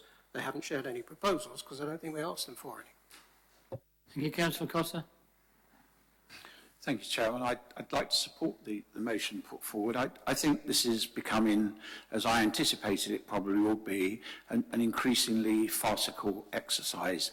We were given an assurance that we would have the opportunity to have provided to us independent advice from South East employers. What we seem to be getting is a whole series of agreements being done by the leaders of the two councils, including up to and including this afternoon, the nature of which we haven't seen yet. We are discussing the motion to defer. I am, and I'm trying to explain why the motion is that because we have not received that independent advice, we should defer. The point I'm simply seeking to make, Mr Mayor, is it's crucial to this council and the residents we represent that if we're going to go into an enterprise realise this significant, we need full information and we need independent judgment and advice. We do not have that before us this evening in full, and therefore we should defer. As inconvenient as that might be to whatever timetable the two leaders have cooked up together. Thank you. Thank you, Councillor Costa. Councillor Palmer. I understand the frustrations that Councillor Mullen and others have expressed, but in view of the overriding need of the Council to achieve savings in economies, and in view of the fact that we do have material from South East employers, I think we should proceed, and therefore I propose to vote against the amendment. Thank you, Councillor Palmer. I see no other raised hands. Sorry, Councillor Coburn.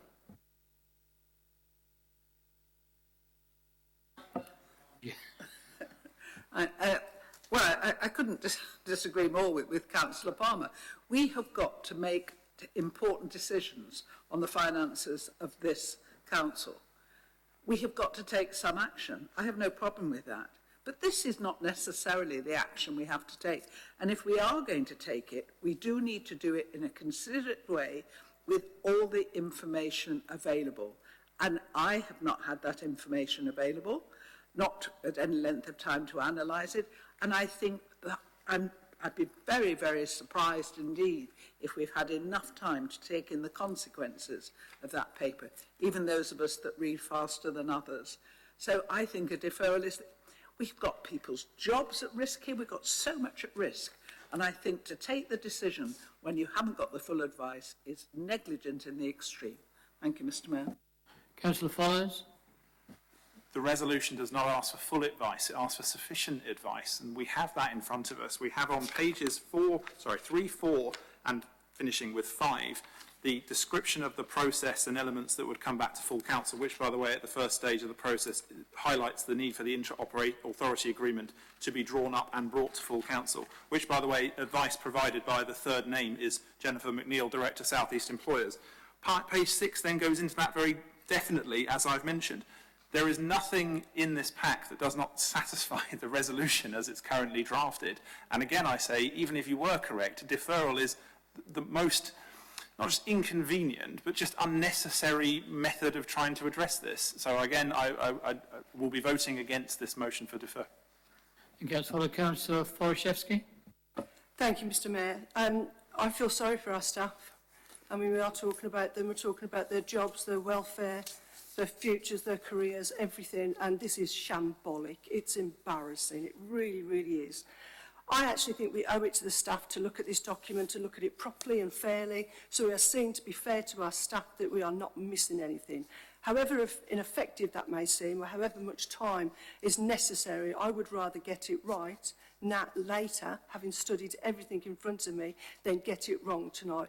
Let's face it, the people here who we should care about most is the staff that they affect, and this, we owe it to them to do it properly. Thank you, Councillor Williams.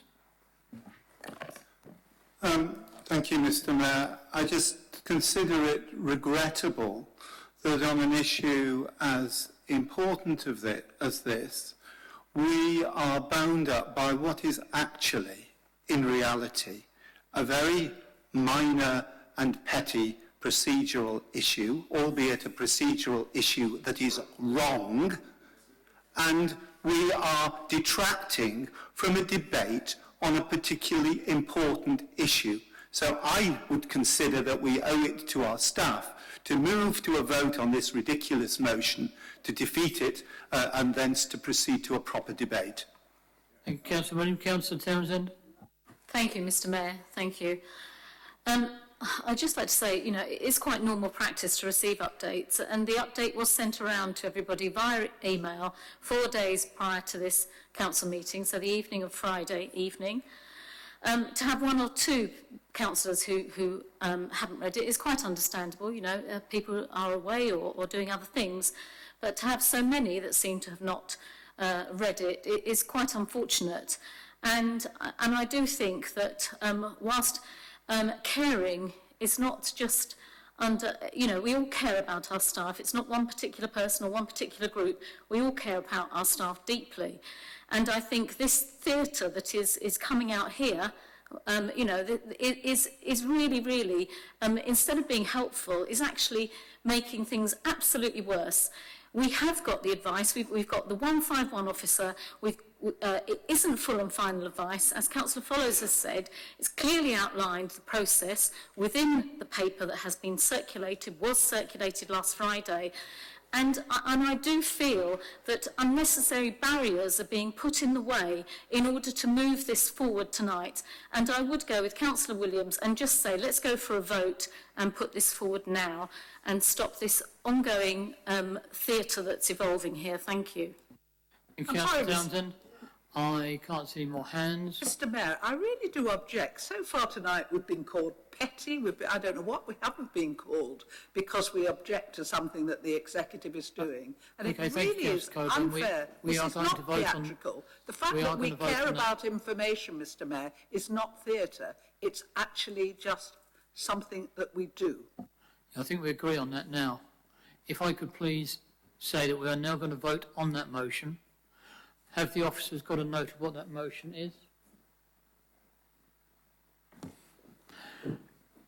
Right, so if I could have a show of hands, please, for those for the motion of deferment.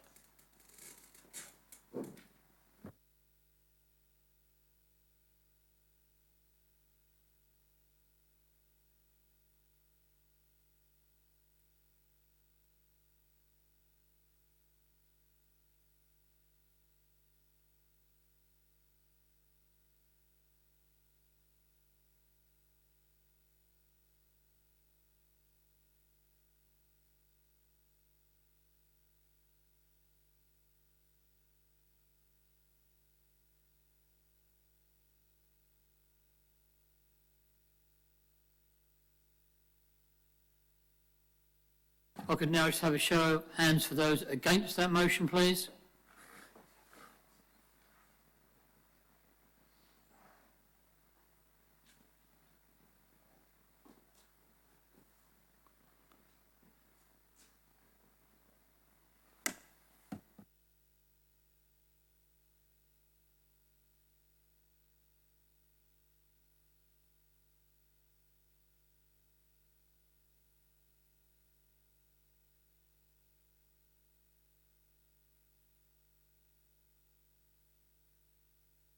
Are there any abstentions?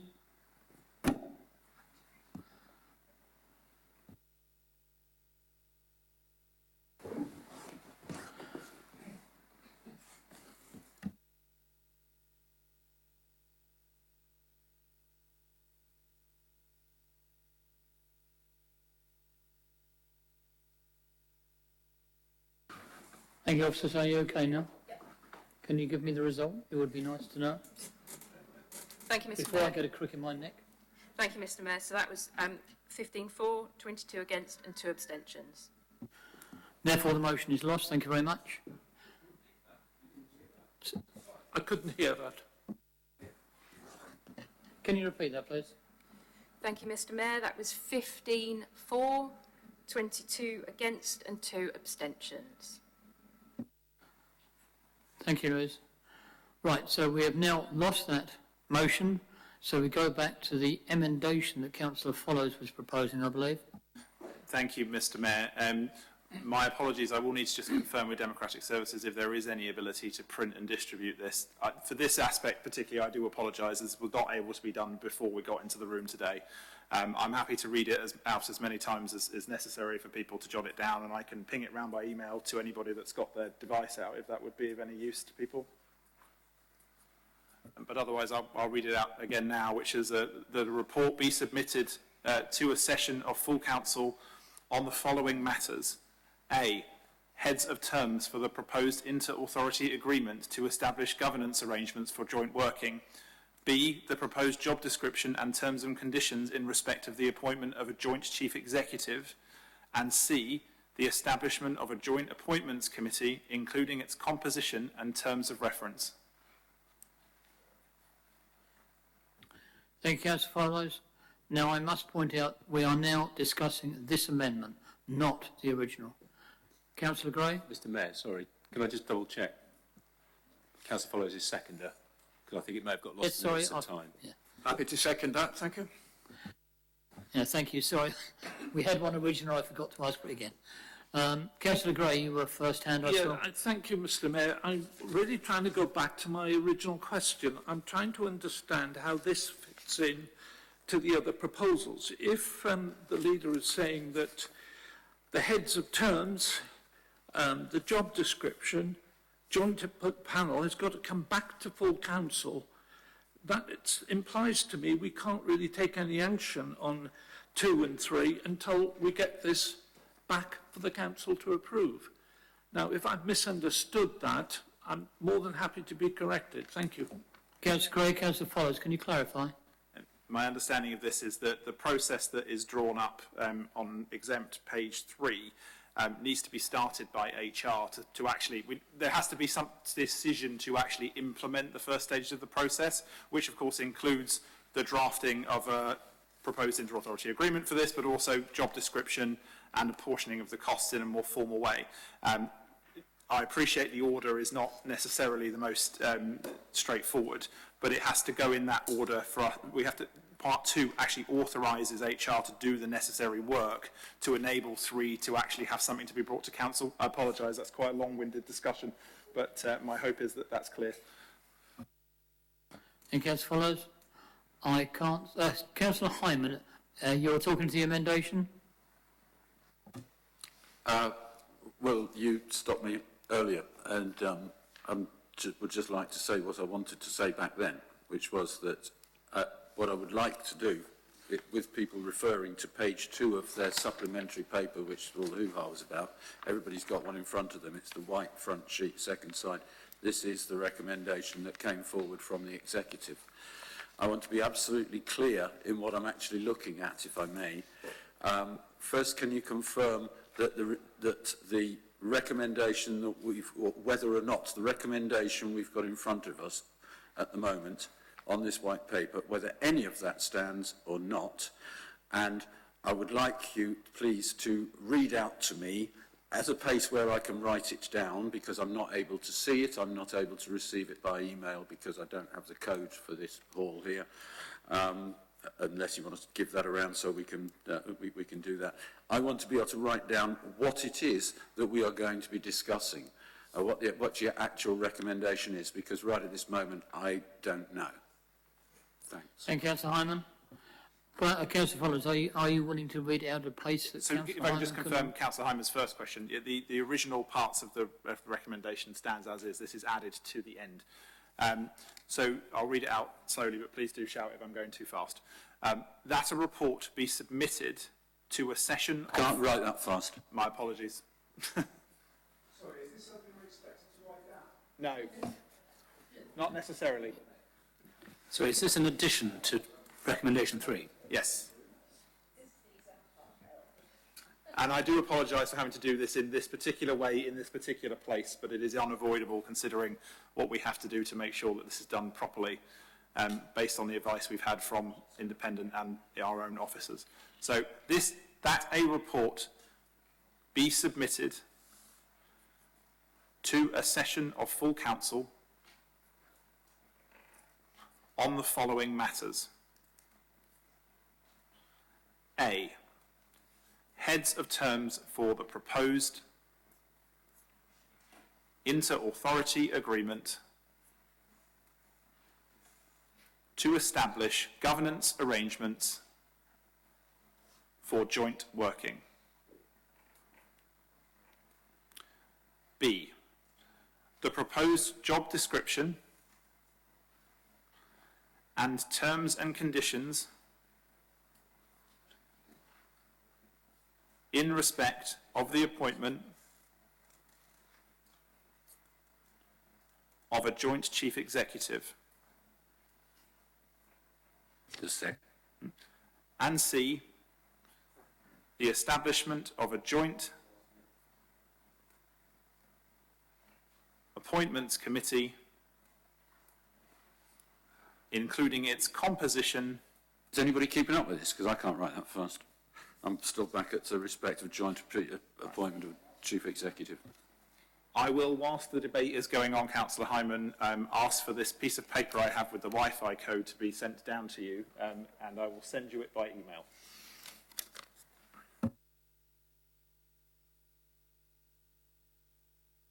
Councillor Collins, have you finished? I have. I just want to make sure everybody's clear of what the amendment is, and at present I don't think Councillor Hyman is. Councillor Hunt? Yeah, sorry. I don't want to apportion blame on anyone really, but I do find this process ridiculous. We are, you know, this is extremely important. We're on time pressure here in this building, and we've wasted, I don't know, half an hour, 45 minutes to get to this point without even being able to discuss the thing that we're supposed to be discussing, as far as I can see. You know, whatever it is that the leader is reading out at the moment, I'm not even sure what place that has in the sort of proceedings that we have. And I just think that this is bordering on farce, quite frankly, with considering the importance of the topic that is supposed to be discussed. Councillor Collins? I actually do agree with you to some extent, Councillor Hunt, and I do apologise that we're having to do it in this way. If I can just sum up what the additional recommendation is supposed to do as quickly as I can without reading the full thing again.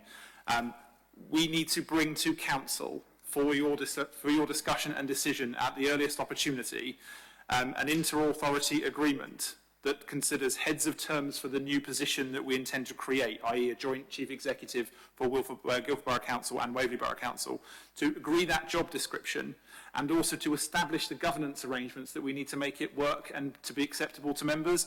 And these are things I've discussed in the past. So a joint appointments committee, which as a start of a 10 we're proposing be 3 members from each council, including the leader of the opposition of both council, and also a terms of reference for a joint scrutiny committee. So effectively, we want to bring forward proper governance mechanisms for this.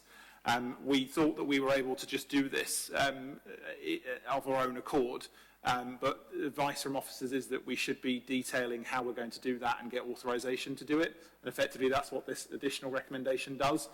And I apologise for the slightly lengthy language of it, but that's just how these things often have to be. But that is the intent of the additional recommendation, to codify things that we have already promised you verbally into the recommendation itself. Thank you, Councillor Collins. Councillor Costa? Thank you. I hear you saying that this is an additional recommendation. Can I therefore be absolutely clear? On the document that was given to us earlier, and some of us have not seen previously, despite conscientiously checking everything, my understanding is that the original recommendation to full council were the two set out on page 2 of that document. The first one beginning, full council pursues the option of creating a single management team, etc., etc. The second one beginning, full council asks the council's HR manager to take the necessary steps, and what you have now read out is 3. Can I just ask, is that what the council is now being asked to decide upon?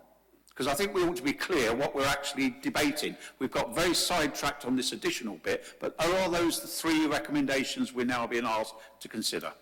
Thank you. Mr. Mayor, as I clarified for Councillor Hyman, it's additional recommendation 4 at the end of the current recommendations.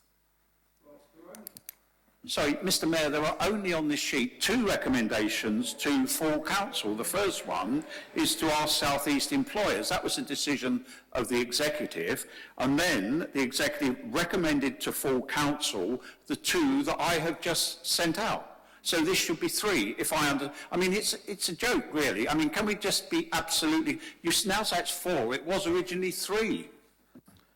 Councillor Collins? Shall I? Mr. Mayor, I think there's a difference, isn't there, between how many the numbering of the recommendations and how many recommendations to council there are. So on page 2 of that supplementary paper, you've got the resolution of the executive numbered 1. This is page 2. The resolution of the executive numbered 1, and then you have 2 recommendations to council, numbers 2 and 3, and what councillor Follows has put forward in his motion is the amendment, which would be number 4. There would be, Councillor Costa is correct, 3 recommendations to the council if that were passed. So, but they are number 2, 3 and 4.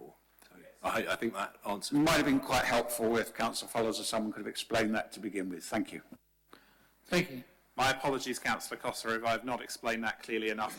I misunderstood that, well, I thought that it was clear in the papers, and I apologise if it was not clear, but the papers are in front of you on page 2 with it. So from my point of view, it's an additional paragraph to the bottom of that, and I hope that's clear. Thank you, Councillor Follows. Councillor Molnar. Thank you, Mr. Mayor. Could I propose an amendment which the leader might be prepared to accept? A, it's heads of terms for the proposed IAA to establish governance arrangements for joint working. I'd be more comfortable if it said including the arrangements for sharing costs and savings. That may be implied, but it's not clear. And I think it's one of the most important aspects, and that should be spelt out. Would he agree? Councillor Follows. Although I do believe it is clear as what the inter-authority agreement puts out, I have no issue with that being added to the amendment, just to spell it out for everybody so it's clear. Thank you. Thank you, Councillor Follows. Councillor Townsend. Thank you, Mr. Mayor. I'd just say, I mean, if the leader is accepting that, but it does actually state on page 3 in the intra-authority agreement exactly what it will, and the last sentence clearly states what Councillor Mulliner seeks to achieve, I do believe. Okay.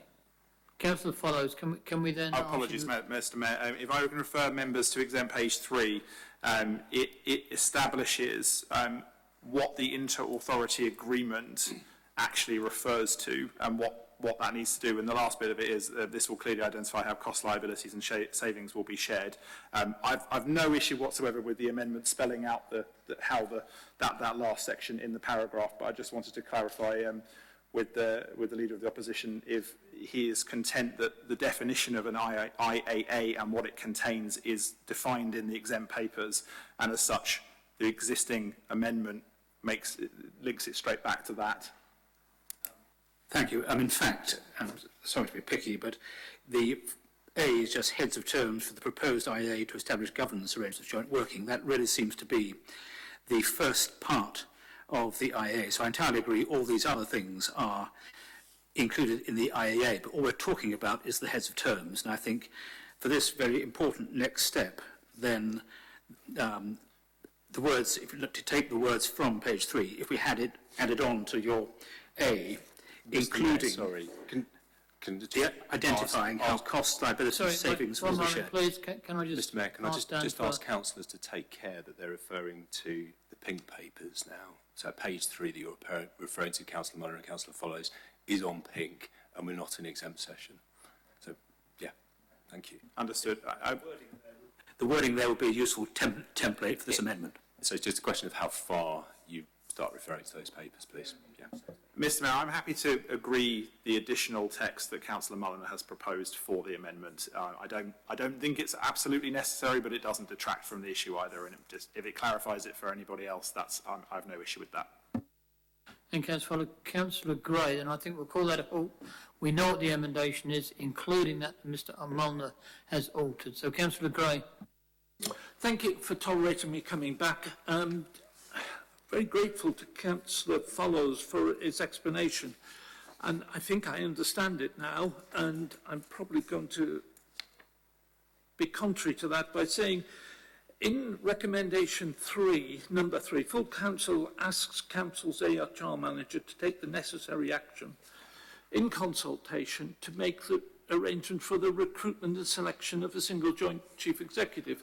Well, it seems to me that that's actually replaced by what Councillor Follows is putting through, because we're actually saying they're going away to prepare certain documents and bring them back to council.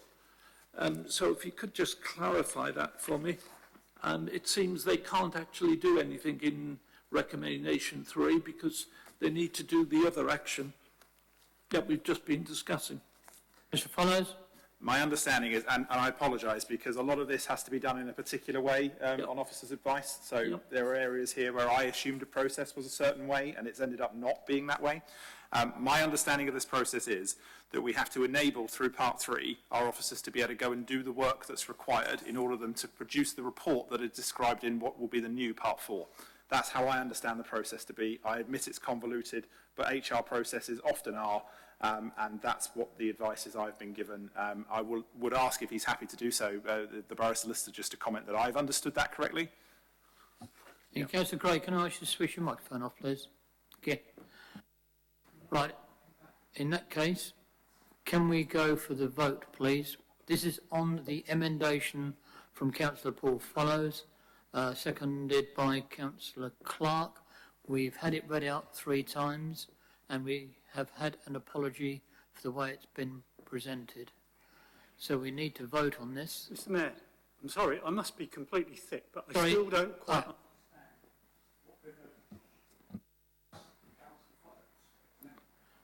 It's just Councillor Follows' amendment with the addition of Councillor Molnar's.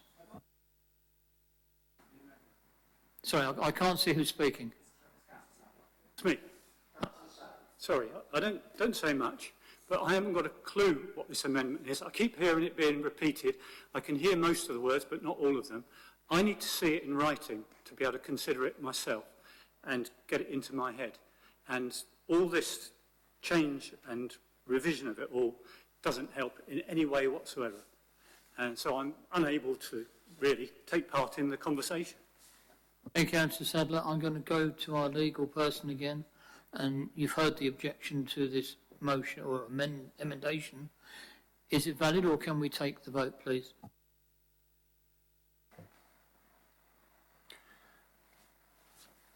We haven't, I mean, speaking to Ms Fleming, we haven't got the ability now to print copies for members.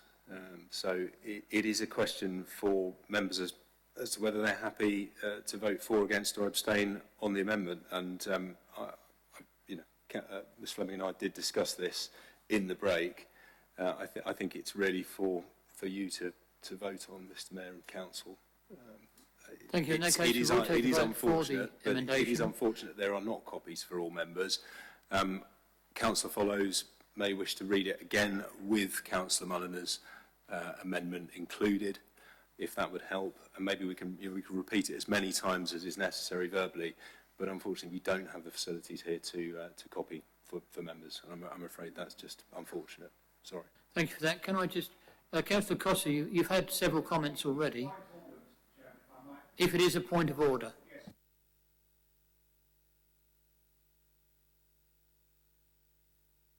I'm sorry, Mr Mayor, for not putting my mic on. You have suggested we're about to vote on an amendment.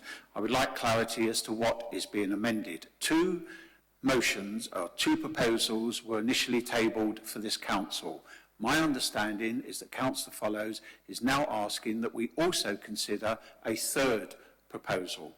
In my view, and I would ask for your ruling on this, Mr Mayor, it would make far more sense if we had the opportunity to consider these in the round. It's an addition, it's an addendum, it is not an amendment, and I think this amendment or addendum needs to be discussed in relation to the other 2 proposals. I certainly would want to object to it because it actually undermines the first 2.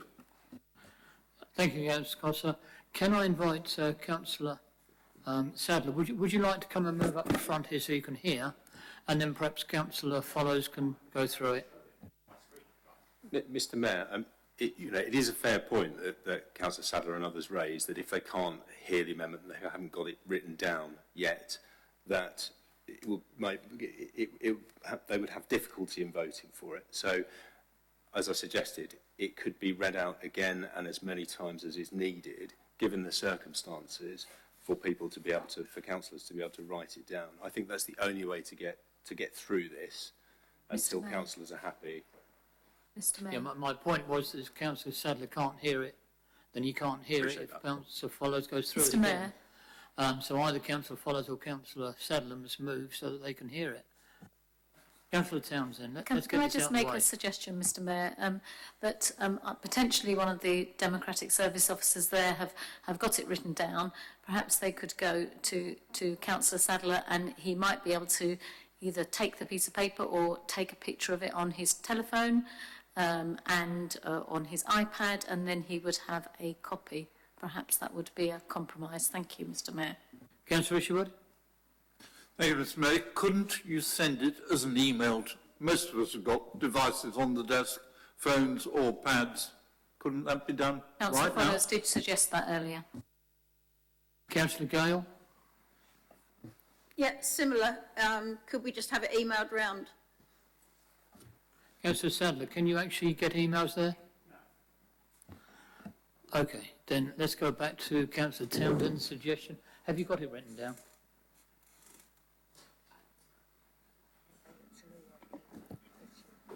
Mr Mayor, Otherwise, I it sounds have, as though we're going to have to read it out again, and as I say, if Councillor Sadler could move forward, then he may be able to hear it. Councillor Sadler, are you willing to come forward, and can we do it under COVID rules? Sorry, I couldn't pick up what you were saying. Yes, sorry, Councillor. What I'm suggesting is, if you cannot hear it because of your position, can you come forward? However, what you must do, of course, is do it within COVID legislation. So I'm going to have to ask the officers if he can move forward in any way that's safe.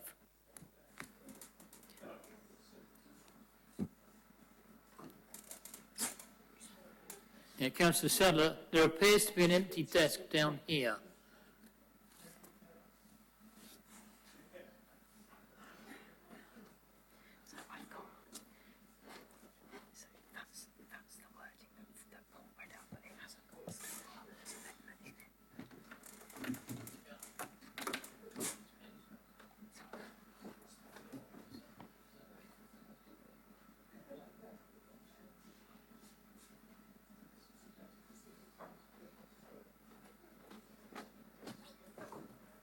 Okay, is there anybody else that cannot hear Councillor Follows?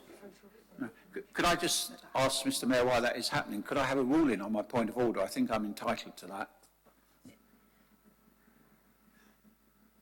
Yes, I think we're going through that at the moment, Councillor Costa. What exactly do you want clarified? I thought we clarified it all. I was merely asking whether you had... I will say it all again, and perhaps you might want to take advice from legal officer, I don't know. But the point is that you indicated we were now going to move to a vote on the amendment from Councillor Follows. I was simply pointing out that it's an addition to what I believe to be two proposals that have already been made to the Council. And it seemed to me it would be proper, and indeed I saw an invitation from Councillor Follows earlier about having a flexibility in this debate, if we could look at all three of those things together. They are now forming part of a package. And I certainly, there may well be others, would like to actually address the issue of this amendment and how it relates to the proposals that we've already got in front of us. Thank you, Councillor Costa. I assume that Dan had answered your question. Councillor Follows. Thank you, Mr Mayor. My assumption would be that members would consider all recommendations in the round once we have agreed that extra resolution is added to the bottom. It's difficult to consider it in the round when we haven't agreed it yet. But I understand that that's what we'll be doing next as part of the substantive. So, Mr Mayor, I would at this point motion to call the question. Right, thank you. Now we have Councillor Sadler down at the front now, so he should be able to hear Councillor Follows. If we can all hear now, Councillor Ouch, have you a problem? Yes, I do have a problem, Mr Mayor. I have a hearing problem, and I have to say that I wasn't going to say anything, but I am going to now. When a meeting is conducted in this shambolic way, it makes it very, very difficult for me to follow what's going on. I need to have my papers in front of me, and to add an amendment to anything or an extra resolution to be considered makes it very, very difficult for me because I can't always hear every word. I hear most things, but I don't hear every word. So I wasn't going to say anything, but I will. I think that this meeting is one of the most shambolic meetings I have ever been part of in 10 years, and I'm not able to vote on this matter at all. Thank you, Councillor Ouch. Now, if I could ask Councillor Follows to read out slowly the amendment so that Councillor Sadler and hopefully Councillor Ouch can actually hear what is being said. Thank you, Mr Mayor. I will read slowly and also trying to make sure I incorporate the wording that was proposed by the Leader of Opposition into the amendment. So this is additional part 4 as it is listed on the papers. that a report be submitted to a session of full council on the following matters. A. Heads of terms for the proposed inter-authority agreement to establish governance arrangements for joint working and identify how costs, liabilities and savings will be shared. B. The proposed job description and terms and conditions in respect of the appointment of a joint chief executive. And C. The establishment of a joint appointments committee, including its composition and terms of reference. Councillor Sadler, did you not receive that? Councillor Else? Thank you. Then in that case, we now go into a vote, please. You know what the emendation is. So can I have those all in favour, please, if you'd raise your hands?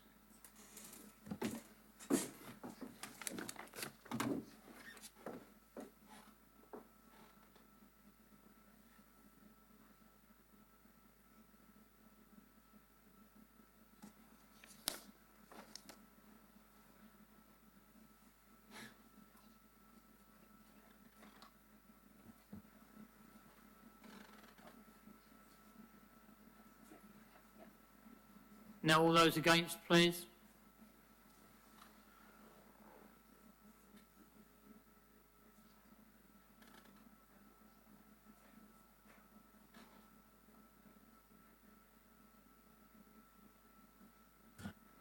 Abstentions?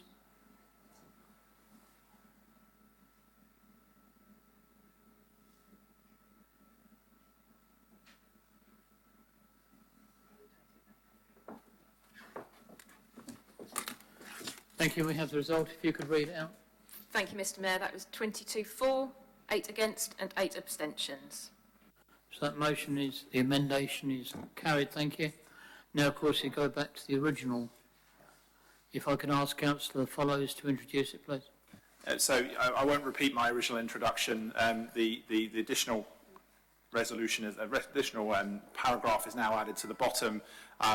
Obviously, we've got a little bit stuck in the procedural mud for a little while, so it'd be good if we could get back onto the actual issues at hand that are most relevant to our residents, which is the delivery of our services and making sure that we can effectively pay for them, and also making sure that we protect our staff in the process.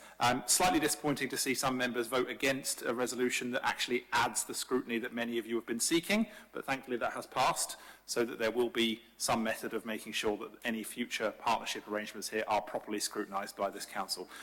My suggestion, Mr Mayor, would be to open this to full debate at this point. I at this point don't have anything to add. Thank you. As follows, now I have a speaker, Councillor David Beeman. I believe he wishes to speak on this, and then I'll take other members. Hallelujah. We're making some progress, I think. Yes, I'd like to just say as follows. As the end of virtually all remaining lockdown restrictions is in sight, the dark financial legacy of COVID remains and has to be faced and acted on now. Waverley is not alone in needing to identify savings and any potential income growth to correct its financial position. Despite promises from central government to do what it takes to give local authorities financial support, the amount of grants that's provided has been far from sufficient. Any action that can save costs where affecting services has therefore to be investigated, and the proposal for collaboration with Guildford Borough Council can go some way to achieving some of the savings both authorities need to make. As members will be aware, this is not the first time that collaboration with Guildford has been investigated. In geographical terms, Guildford and Waverley are a natural fit. Beyond that, however, there are some significant differences. In particular, there's a very different approach to procuring the delivery of services. Waverley contracts out services like maintenance of parks and gardens, refuse collection, operation of down ride services, whilst Guildford undertakes most of these services in-house using their own resources and staff. Whilst there's likely to be savings to be made in the joint delivery of such services, it will be difficult to achieve these overnight. Nevertheless, I believe that a start has to be made. Of the several different options identified, the proposal to create a single management team is clearly an important first step, which I fully support. Whilst the financial savings through the creation of a single management team may appear to be relatively small, at least they are cost savings which should not affect the provision of services. Having created a single management team, work can then proceed on not just identifying what potential exists for further savings through provision of services and integration of systems, but also what can be achieved to improve services provided through working together. This, however, will take time if it is done realistically and pragmatically. It has been suggested that we should wait until it is known whether Surrey County Council intend to pursue their proposals for the creation of a single mega unitary authority. Whilst I suspect that we shall see the re-emergence of these proposals sometime in the future, we simply cannot afford to wait. To delay will result in cuts being made to services that could be saved.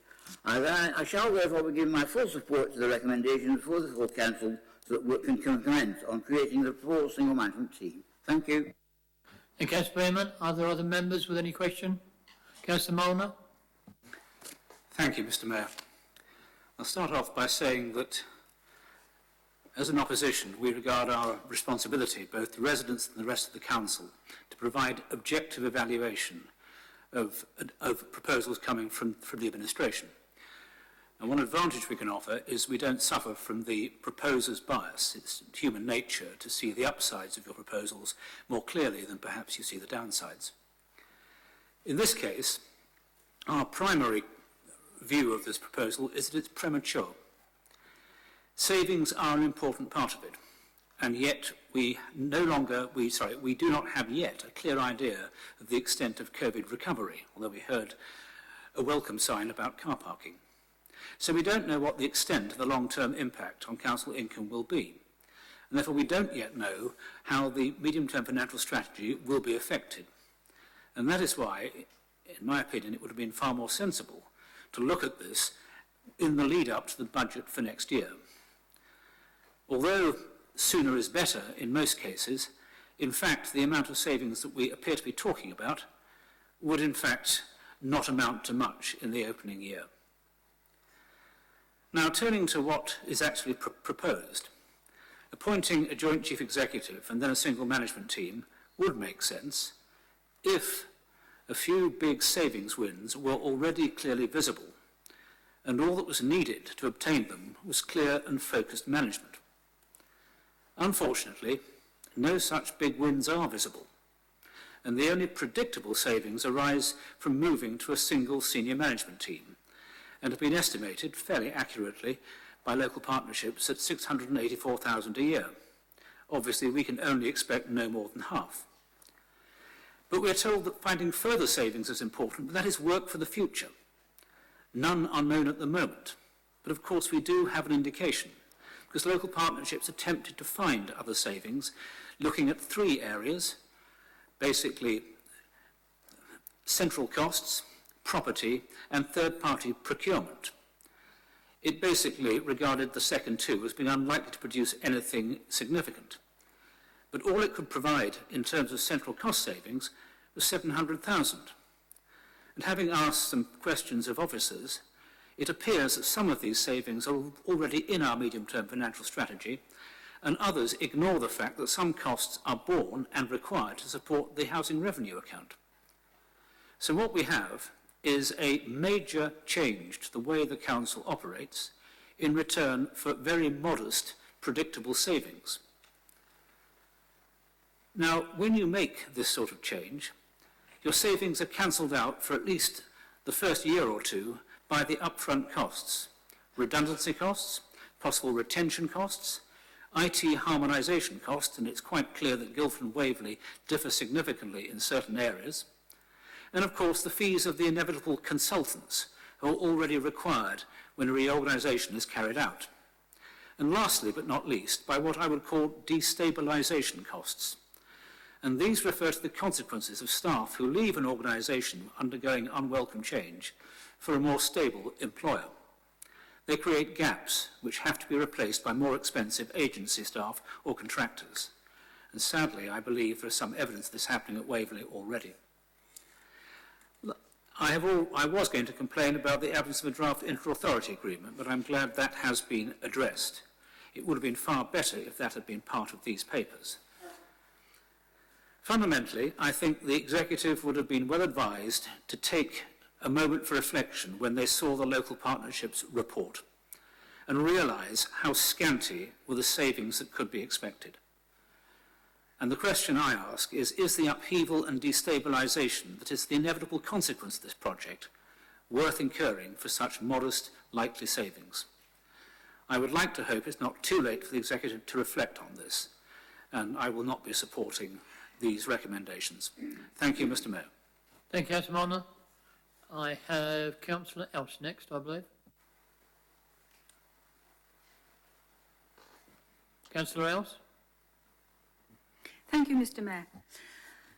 My main concern in all of this is about our staff and whether the way this is being dealt with is at all fair to them.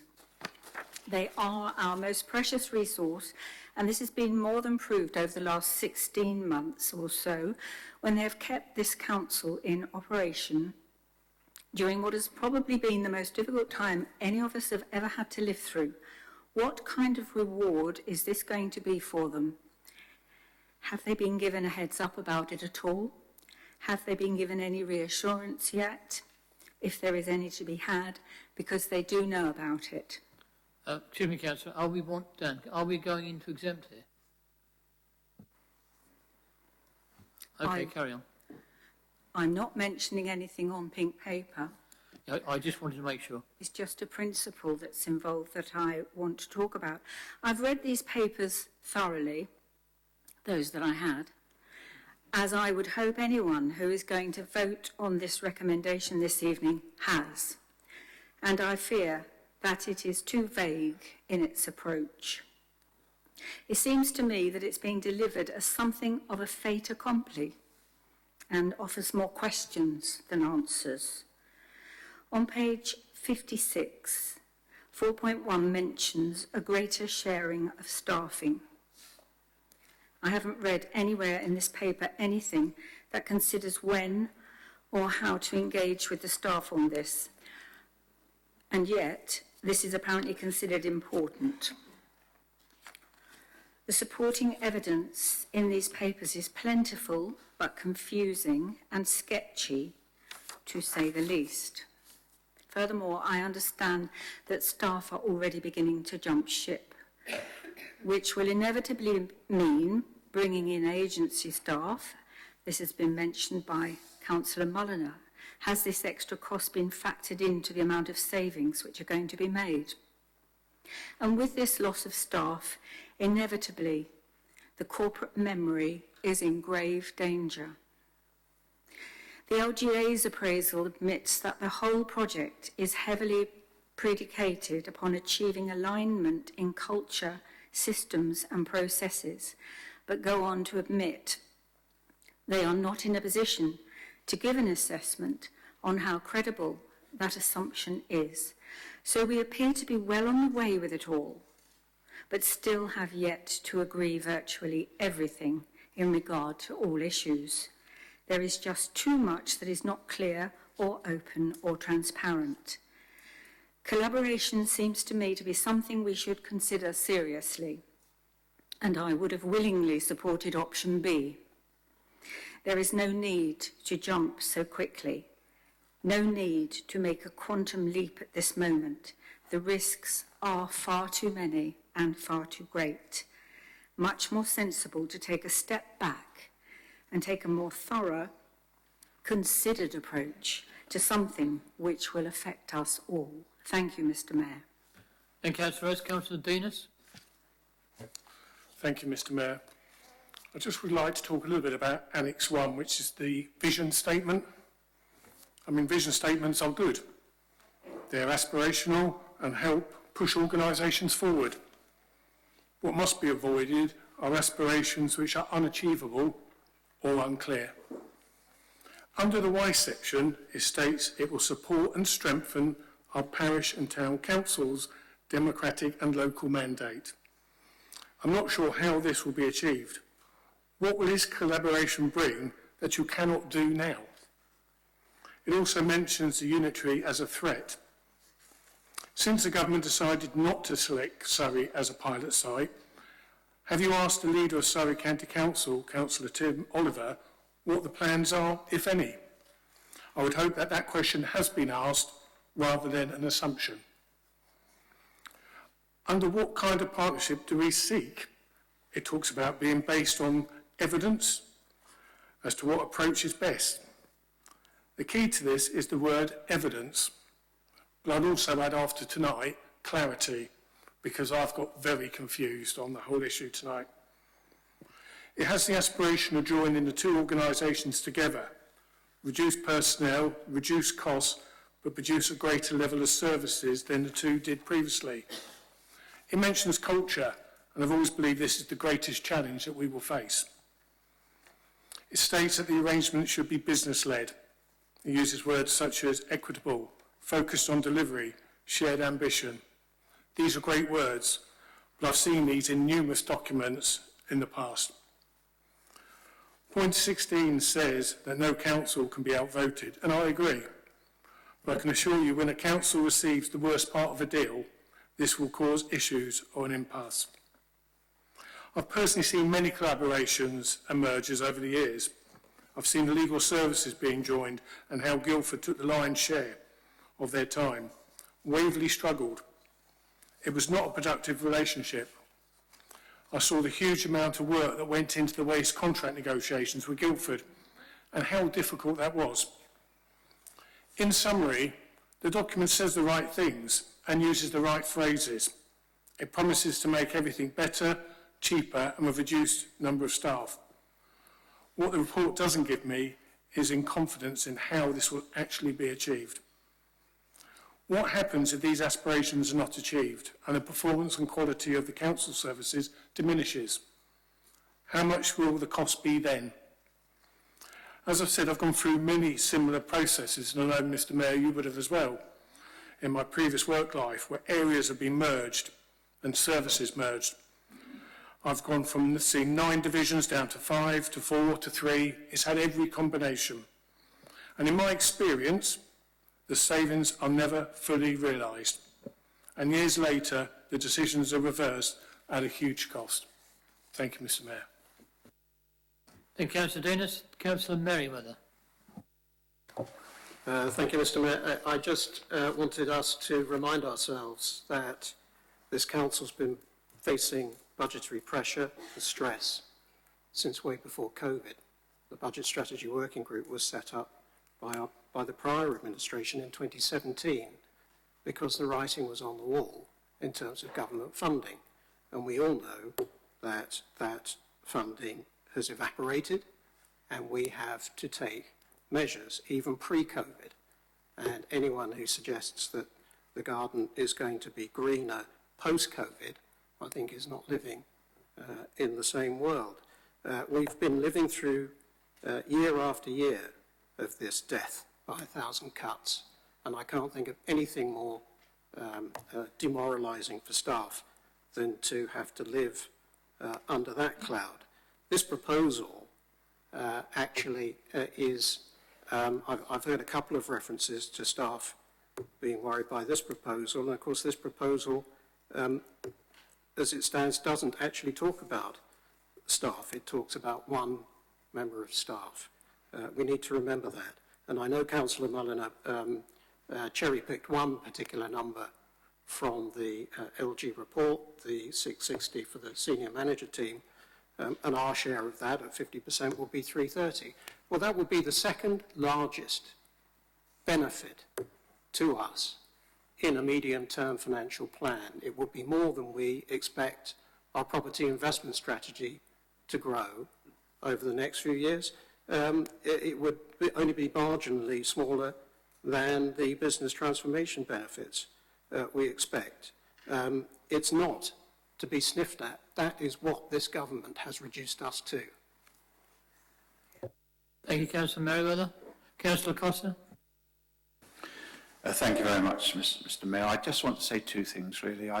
First of all, just want to say something about the inter-authority agreement. I share the thought, and that's why I abstained, that it's useful now to have that. But I'm bound to say that I think the information that will be coming forward to us later is too late. This is premature. I can't talk about the detail of what that will contain because it's in part 2 in the confidential section, but members will have read that document, and those who have read the document will know that it contains all sorts of vital information which will help us decide whether this pathway forward can work or not. To take the first steps now is, in my view, folly without the opportunity to look at that first. And I still can't understand why we're rushing at this so headlong. But the main thing I want to just briefly refer to is a lot's been said about staff today. Well, I'm going to offer a perspective as a member now, but someone who spent their whole career working in local government and experienced many reorganisations, suggested mergers and things of this kind. And despite what Councillor Merriweather said, the thing that really got to us, the thing that really hit morale, wasn't the lack of money. Of course, that was pretty depressing when we were all trying to do a good job. But when you suddenly think that there is an opportunity that your job may disappear, no matter how professional and focused you think you are, your family and other things in your life bear a much greater importance, and it is a significant distraction for any organisation. Now, if we're in a difficult financial position, and as Councillor Mullen has said, there are significant rewards to be gained to our budget from doing so, then I can perhaps understand why the political part of the council feels it must press ahead. It is absolutely clear that there are not significant savings to be made here, and some of the initial costs that we have seen will quickly wipe a lot of that out, frankly. The other things that I have found when this happens are the following. One, the promised full savings never, in my experience, actually materialise. Some savings occur, but never what is promised. Those who promote these things optimistically do so and suggest savings that, in my experience, never occur. Secondly, and I think this is really quite significant, senior and experienced officers jump ship because they need job security or are headhunted, and that becomes a significant detriment to the organisation in seeking, particularly in a period where it's seeking to reorganise all its services and merge them with another authority. There is a knowledge and experience deficit that it is very, very hard to replace.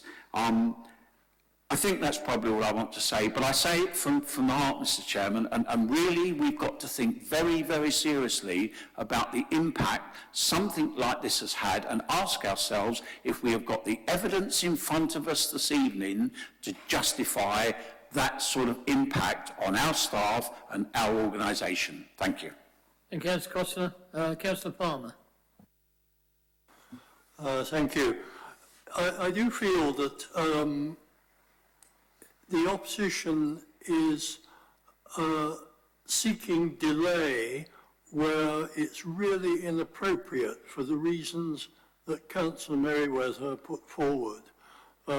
We have a serious financial situation caused by government cutbacks.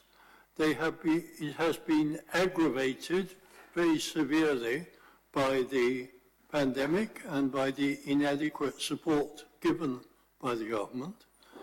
If we do not move ahead with savings of this type and of other kinds, we will find a couple of years down the line that we should be looking at service cuts. And I predict that at that point, the opposition will be outraged and they will suggest that the council should have acted sooner to avoid such cuts. In this particular case, I accept the point that a number of councillors have made that there are initial costs in any change of this kind. That is a reason to get on with it so that we can get to the point where it starts to deliver genuine savings. Thank you, Councillor Palmer. Councillor Goodrich. Thank you, Mr. Mayor. I listened with interest to the executive debate on this matter when it was debated, and of course the executive papers had the options A to F on their papers. which are shown on pages 58 and 59 of today's papers. And I was surprised that the executive, so far as I could see, did not debate the different options and come up with their preferred option. They went straight into the options that are now being suggested before us today. And I am concerned that I personally feel that option B would have been a better option. As has already been mentioned, shared services didn't work in the past, but I think this is premature for reasons that are already outlined, but also the real risk of central government reorganisation of unitary authorities.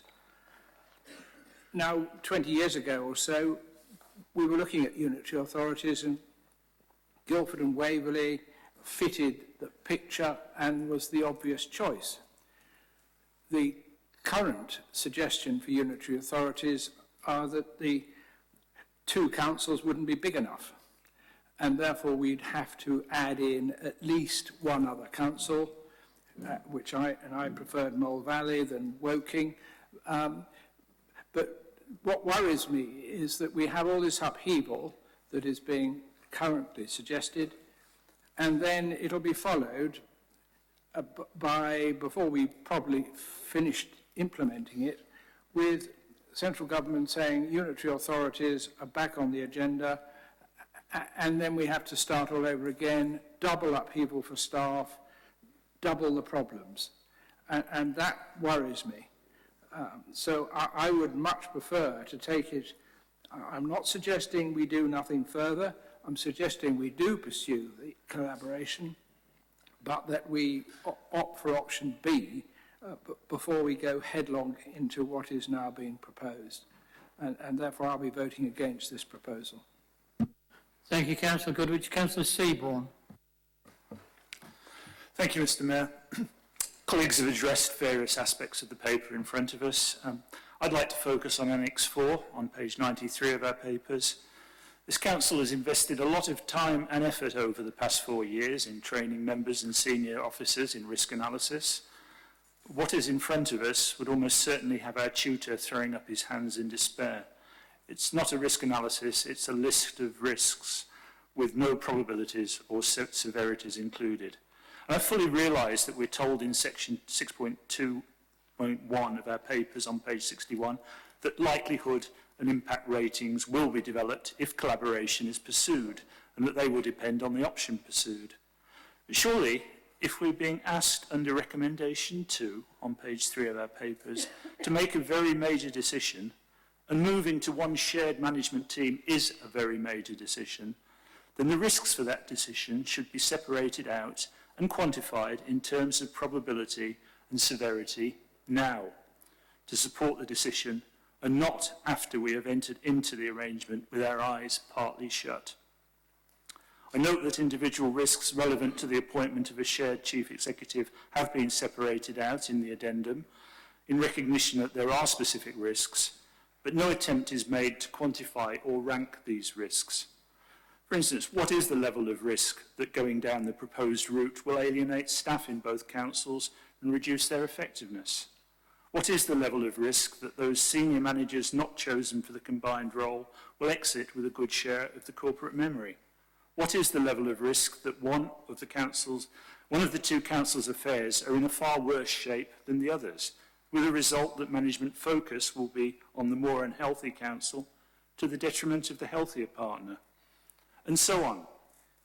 These risks and many others are recognised and should be quantified and ranked now to support the decision, instead of which they're being kicked down the road, probably because they're going to make painful reading. Furthermore, the resultant risk evaluation should be reviewed by the Council's Audit Committee before it comes to Council. On page 58, we have option B, which recommends commissioning further research with a defined scope. So if option E is the target, then surely carrying out an exercise to understand the specific risks arising from that decision is a more constructive route to the best answer than making a partially understood decision now, and then carrying out a proper risk assessment after the event. Shutting the stable door after the horse has bolted comes to mind. I fully appreciate that there is no such thing as a risk-free decision, but the responsible route forwards should always be to reduce the level of risk to as low as is reasonably possible. That hasn't been done for us today, so I most certainly won't be supporting the recommendation. Thank you, Mr. Mayor. Thank you, Councillor Seaborn. Councillor Clark. Thank you, Mr. Mayor. The local partnerships analysis in your agenda pack is a very high-level analysis, and it does identify that there will be benefits from a collaborative partnership. But any option entails risks that could very well threaten the partnership objectives. Officers have been both neutral and professional throughout this process, and they have quite correctly laid out before us the main risks that face us. Listing these risks does not mean that they are all very likely. As the partnership develops, officers will need to further develop this strategic risk assessment with more quantifiable metrics, depending on the option that we are pursuing. There are risks listed in your papers, and they are all useful, and they are all necessary, and they will all play a fundamental role in developing the inter-authority agreement on collaboration, regardless of what that collaboration might look like over the longer term. I won't go into them all now, but merely highlight a couple and how they will be avoided. One is the risk that the partnership lacks clear objectives, leading to mission creep and inefficiency and dissatisfaction. Secondly, the costs and savings are not apportioned fairly, leading to mistrust and dispute. But all risks can be mitigated and avoided, and central to that mitigation and avoidance will be the Inter-Authority Agreement, or the IAA, as it surely will become known. The special panel being created to draft the IAA, and once that has been done, it will come back to Council for approval.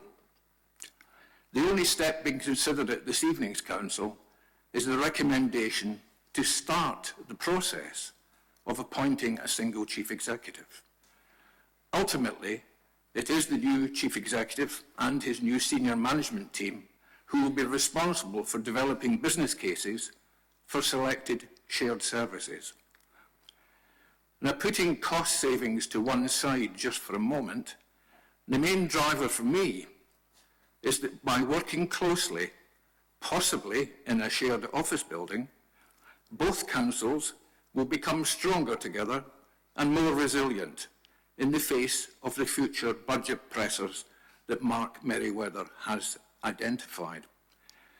And of course, this resilience will help protect the services of both boroughs. It is not an option to do nothing. Thank you. Thank you, Councillor Clark. Councillor Williams.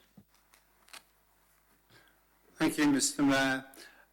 Yes, I do take seriously the comments of a number of the opposition members this evening.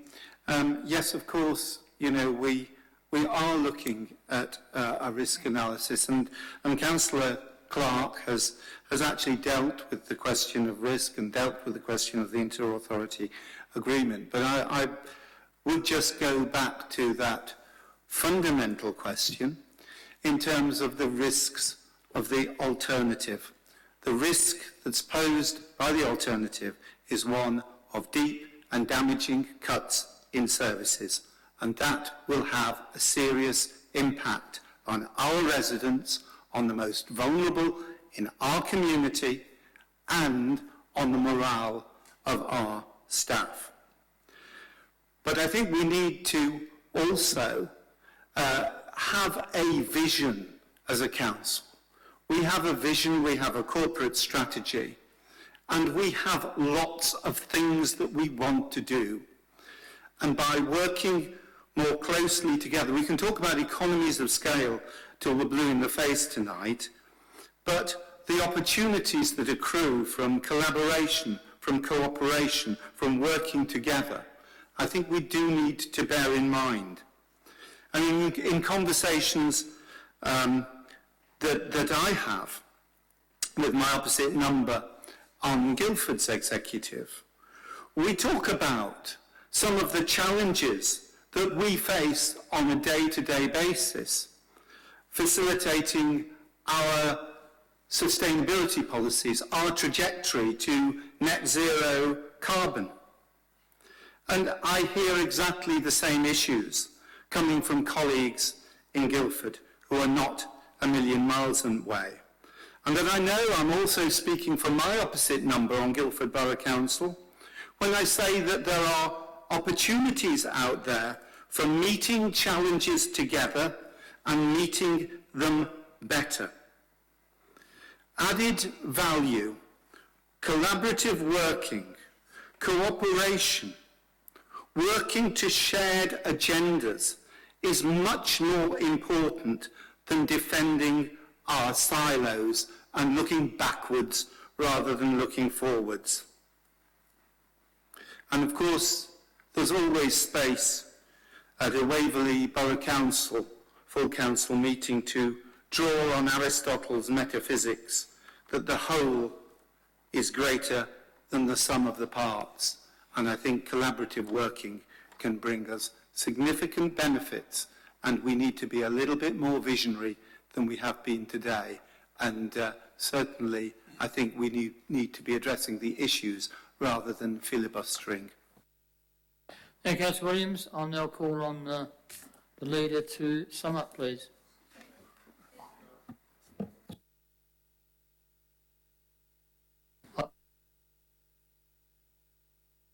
Councillor Dixon. Thank you, Mr. Mayor. Sorry you didn't see me earlier. I don't think we are hurrying into this change. I think we're being prompted and prodded and pricked into it by a number of funding cuts that are coming from central government, funding cuts that have come from the COVID emergency, and even by the swift action of Surrey, who applied very quickly for a unitary with limited consultation, as I remember it. I also see that as someone who works in the tech sector and has lived through many mergers and acquisitions and redundancies, where companies do this well, there are important learnings and expertise to be gained through being good and flexible and light of foot and learning on how to do a merger and acquisition, how to accommodate the best of everything, each company, and to achieve those greater economies of scales.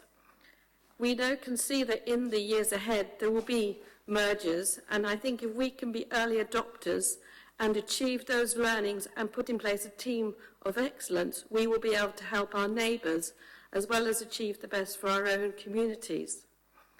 I see and note that one of the objectives of this move is to increase our services, and I do not see therefore that how increased services necessarily means reduced personnel. And I would foresee that there will be opportunities for those who are dedicated to public service to grow and expand and to move into new roles in this new joint Guildford-Godalming collaboration. And finally, as a council, we are a good employer. We offer our employees the highest levels of protection and the most fair redundancy and all other procedures when it comes to letting people go. This is not what our constituents face. A lot of our people I work with in my generation, we have experienced many rounds of redundancies and unfair dismissals. And I fear that we will not, as a council, replicate that, but we will achieve the best for our residents. Thank you. Thank you, Councillor Dixon. Now I have Councillor MacLeod, and as I say, we'll go back to Councillor Follows to... Sorry, Councillor Coburn. We were putting your hands up at the last minute. Councillor MacLeod. I think Councillor Coburn was before me, Mr Mayor, but... I thought she was waving to somebody else. Councillor Coburn, then. I think what is so disappointing with all of this is the idea that if we don't go for this package completely and utterly, we don't understand the issue and the alternative is doing nothing. That is absolute nonsense. There are plenty of ways that you can collaborate with another council. You don't have to go this far in to do that. And as people have mentioned, we've all had experiences of mergers. You can't mitigate all risks. There are certain risks in every merger that cause pain. They cause financial pain, they cause physical pain and emotional pain. And this is going to be a really messy business. It isn't just the upfront redundancy costs, it is the redundancy costs further down the line, it is the unfair dismissal, it is the consultants that we're going to have to employ to make sure that we are doing what we are doing correctly. I just think, given the information we have, I don't go to these secret meetings with Guildford, so I don't know what they're discussing. I do know what the Guildford councillors phone up and tell me about, but it's all just hearsay. But on the evidence I have got, I have no problem working with Guildford. That's not an issue. But I do have a problem going in this level, this high, with all the consequences for our staff. And it's all very well to say we treat them well. Of course we treat them well. But it doesn't matter how well you treat somebody, that is their livelihood. If that is the mortgage, you have an issue. And you will not mitigate, I'm afraid, that. You can't wish it away. You can't wish pain away. It doesn't go that way. And I think this is irresponsible, and I thought it was irresponsible from the first time I read it. If you'd given me an option, as we've mentioned earlier on, about closer collaboration, quite happy to have supported that.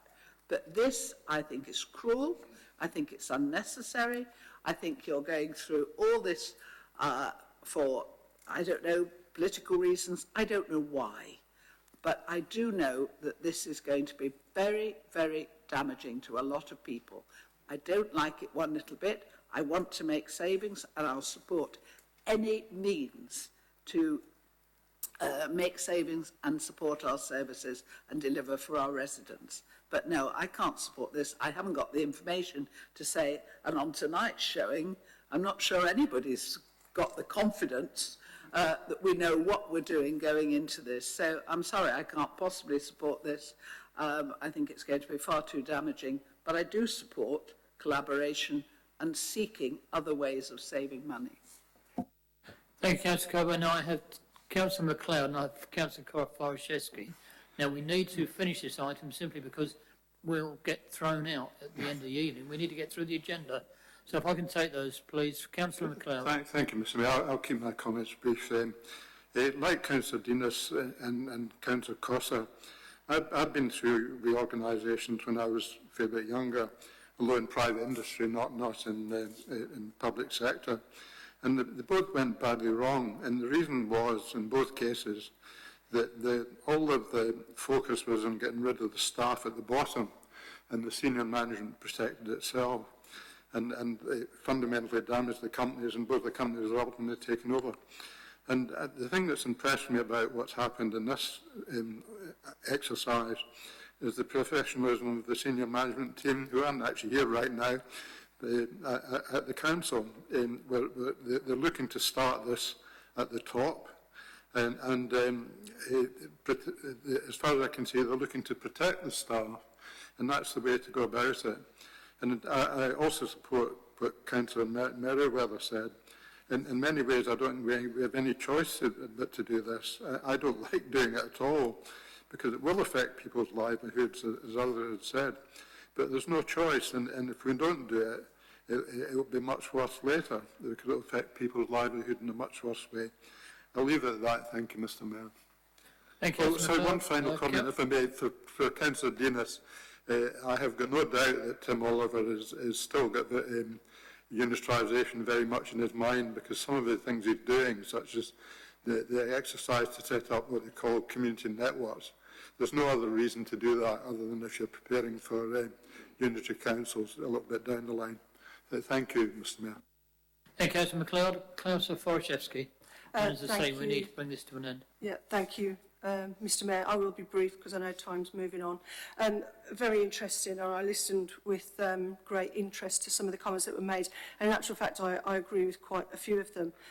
We talk about a duty, and we talk about finance, we talk about vision, we talk about inaction, we talk about frontline services, we talk about opportunities, we talk about so much.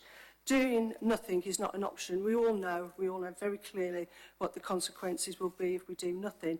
But actually, in fact, I don't think this executive's been brave enough because it hasn't gone far enough. You talk about opportunities, but you've missed the opportunity to get that point across of all those benefits that you could produce. And in actual fact, that's, for me, it didn't go far enough to convince me that that is the right way to go right here, right now. The words you spoke tonight was very convincing, but the report doesn't back that up. So I think you actually played it safe. I agree doing nothing is not an option. I think it's premature. I think it's been rushed. I see the necessity completely for it.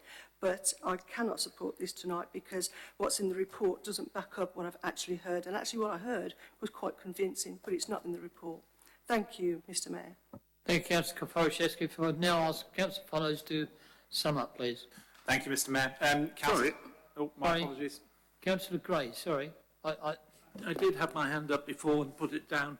Okay, can you make it brief, please? I will try and make it very brief. My key point in here is that I think we've got 22 people here who are not really listening to some of the points that we're raising. If we look at Waverley, Waverley has been extremely successful. The budget working group that Councillor Merriweather mentioned before, they have produced savings, £1 million worth of savings. This management team have been extremely successful in what they're doing. At the end of the day here, we're looking at £330,000, and we're saying that if we don't go and grab this now, that our services are going to suffer. It's a threat. I'm not threatened by that sort of statement. I think that Waverley has been extremely successful, has been extremely agile. The IT that Councillor Clark has talked about have been very successful in terms of the speed, the way we've reacted to COVID. I would suggest, and I don't have a lot to back it up, but I would suggest that Waverley is ahead of Guildford. If we look at what Guildford's got to achieve, they've got a lot there. What I would not want this council to do is to have the eye off the ball in terms of moving for this collaboration too soon. We have more to save out of this organisation. I'm sure Councillor Merriweather would agree with that. We've got more than we can achieve, and if all we're looking for is £330,000, I'm sure we will find this from somewhere else. That doesn't mean I disagree with collaboration, I do, but we shouldn't be rushing into this in the way that we are. Thank you. I've cut it down by half, and I hope you appreciate that. Yes, thank you, Councillor Gray. If I could now ask Councillor Follows to sum up, please. Sorry, I have had my hand up some time, and just because you can't see it doesn't necessarily mean... Sure, yeah, we're not allowed to speak then, or have you drawn the line? I can't see who's speaking. Yes, carry on. Sorry, but please make it brief. Thank you, Mr Mayor. Yes, I know for certain that if the Conservatives had put this forward in front of us in this way when I was in opposition, then I would have certainly been haranguing them and saying exactly what they're saying.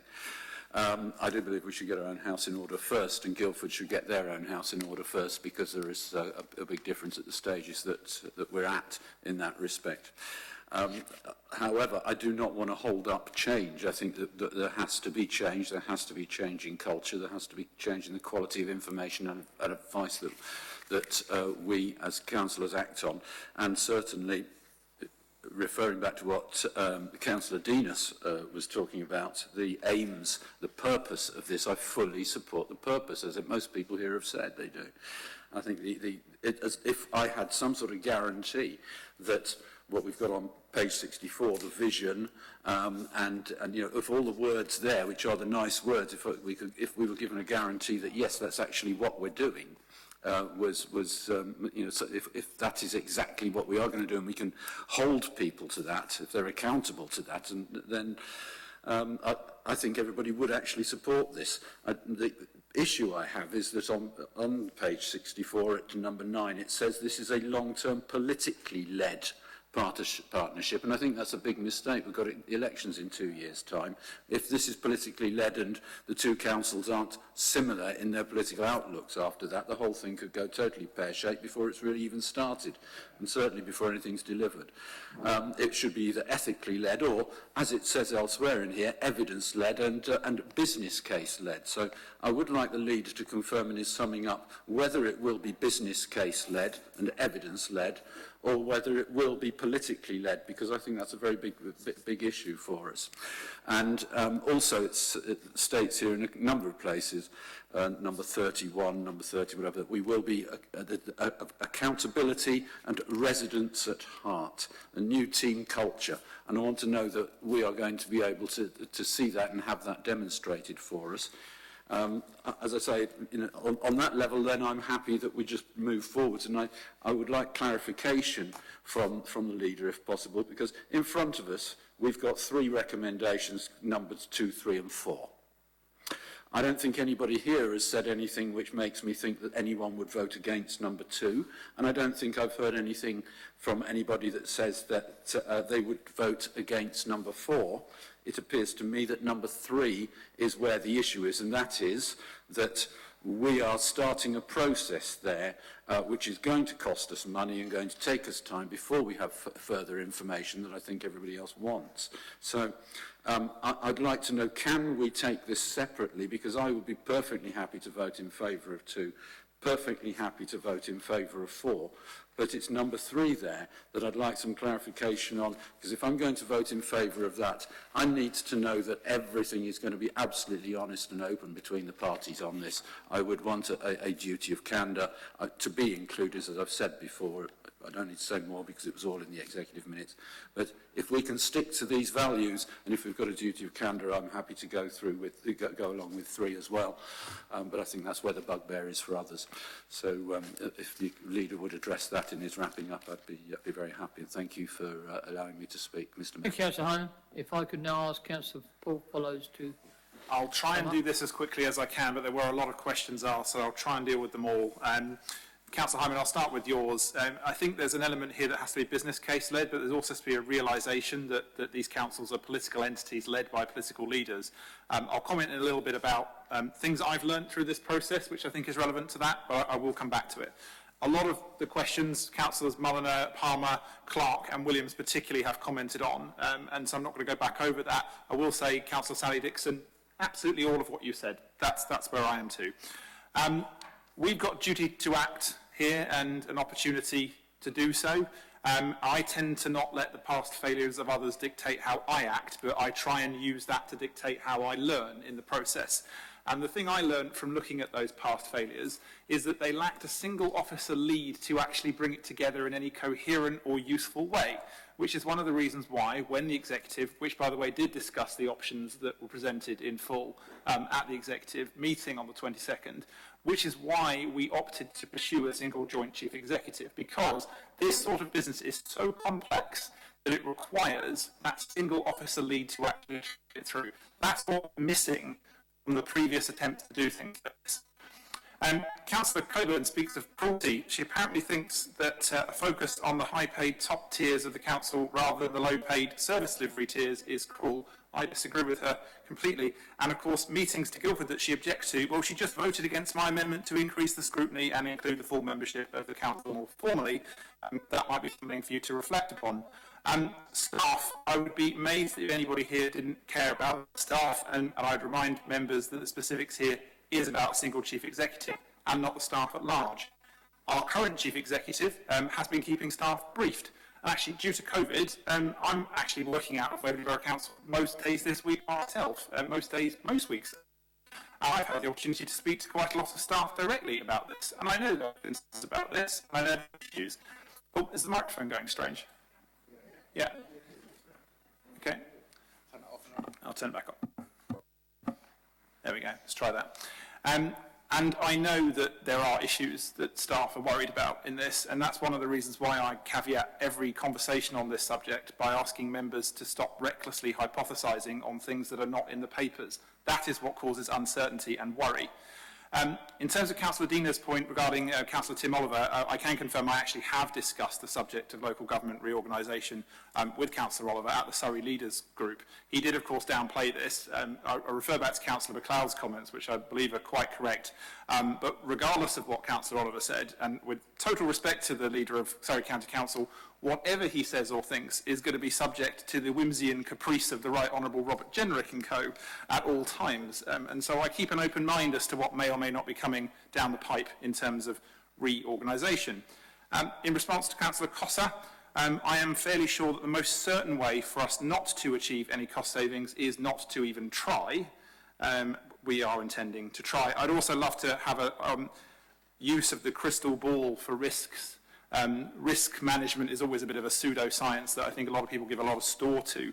A lot of the evidence that we need to do the risk management properly does come through the steps that we're trying to pursue next. Sharing of staff between councils is something enabled by existing legislation. They don't need to be made redundant or anything, or two-peat or anything like that. They can be shared between councils quite happily. And I think Councillor Dixon's comments on how we might actually increase services and the staff that deliver them at certain parts of the spectrum would be relevant there. And finally, to Councillor Else, I absolutely object to the introduction of things not in evidence, which is exactly what you did by claiming that staff were leaving. I've seen no evidence of that whatsoever, and that's exactly the sort of uncertainty and scaremongering that I'm trying to advise members against. So going back to the recommendations, I would obviously urge you to support this because we do need to get on with trying to save these costs.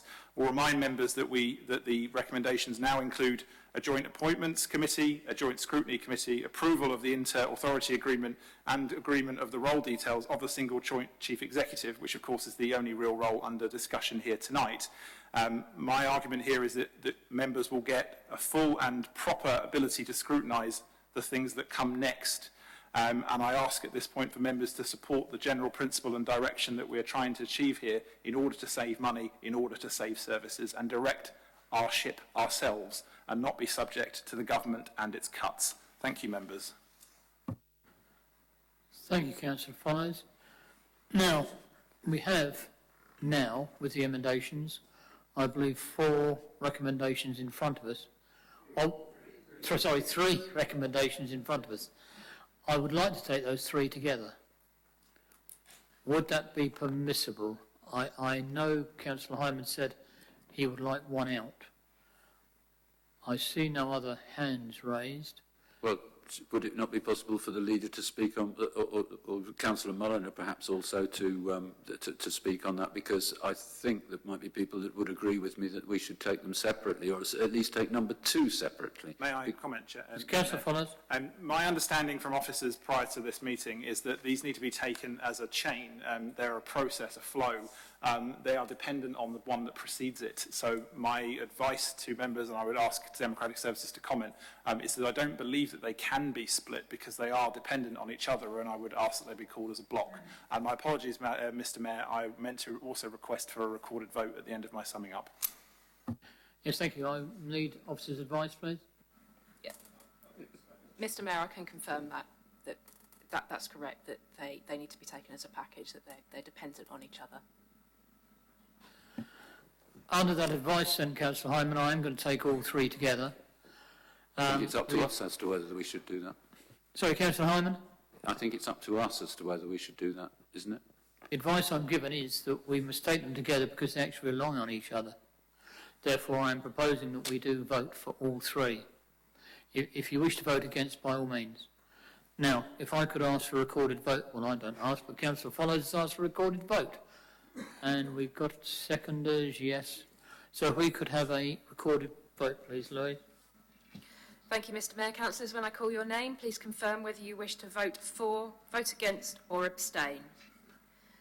Councillor Baker. For. Councillor Beeman. For. Councillor Clark. For.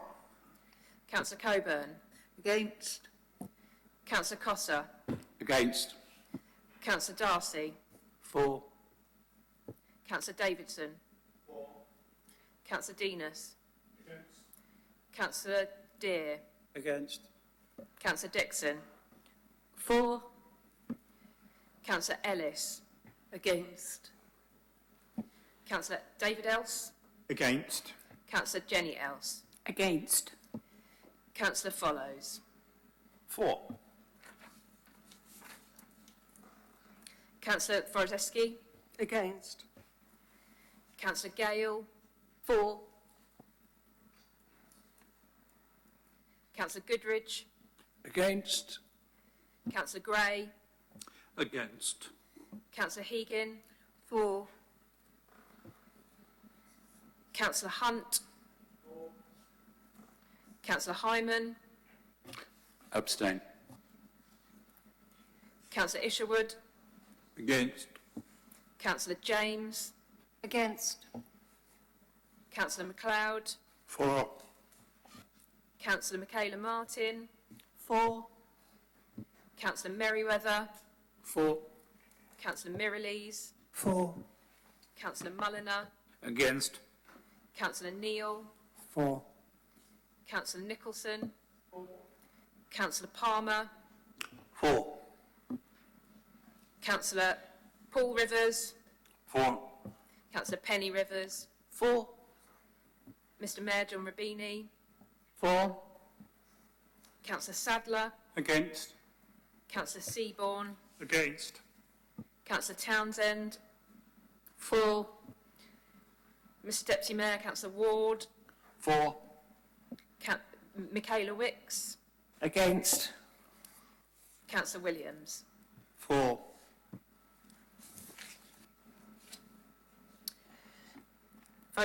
Result of the vote is 23 for, 16 against and 1 abstention. That is therefore carried. Thank you. If we can now ask the senior management team to return, please. Yep.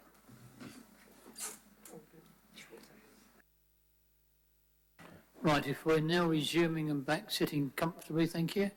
We will resume. Can I remind members, please, that as you know, this place closes, so we need to make sure that we get the business done before the end of play, and we have to be out of here, so the meeting will close at 11:15. Right, we now got on to item 9.3, which is the exclusion of the press and the public. I now have to move the motion that pursuant to Procedural 20,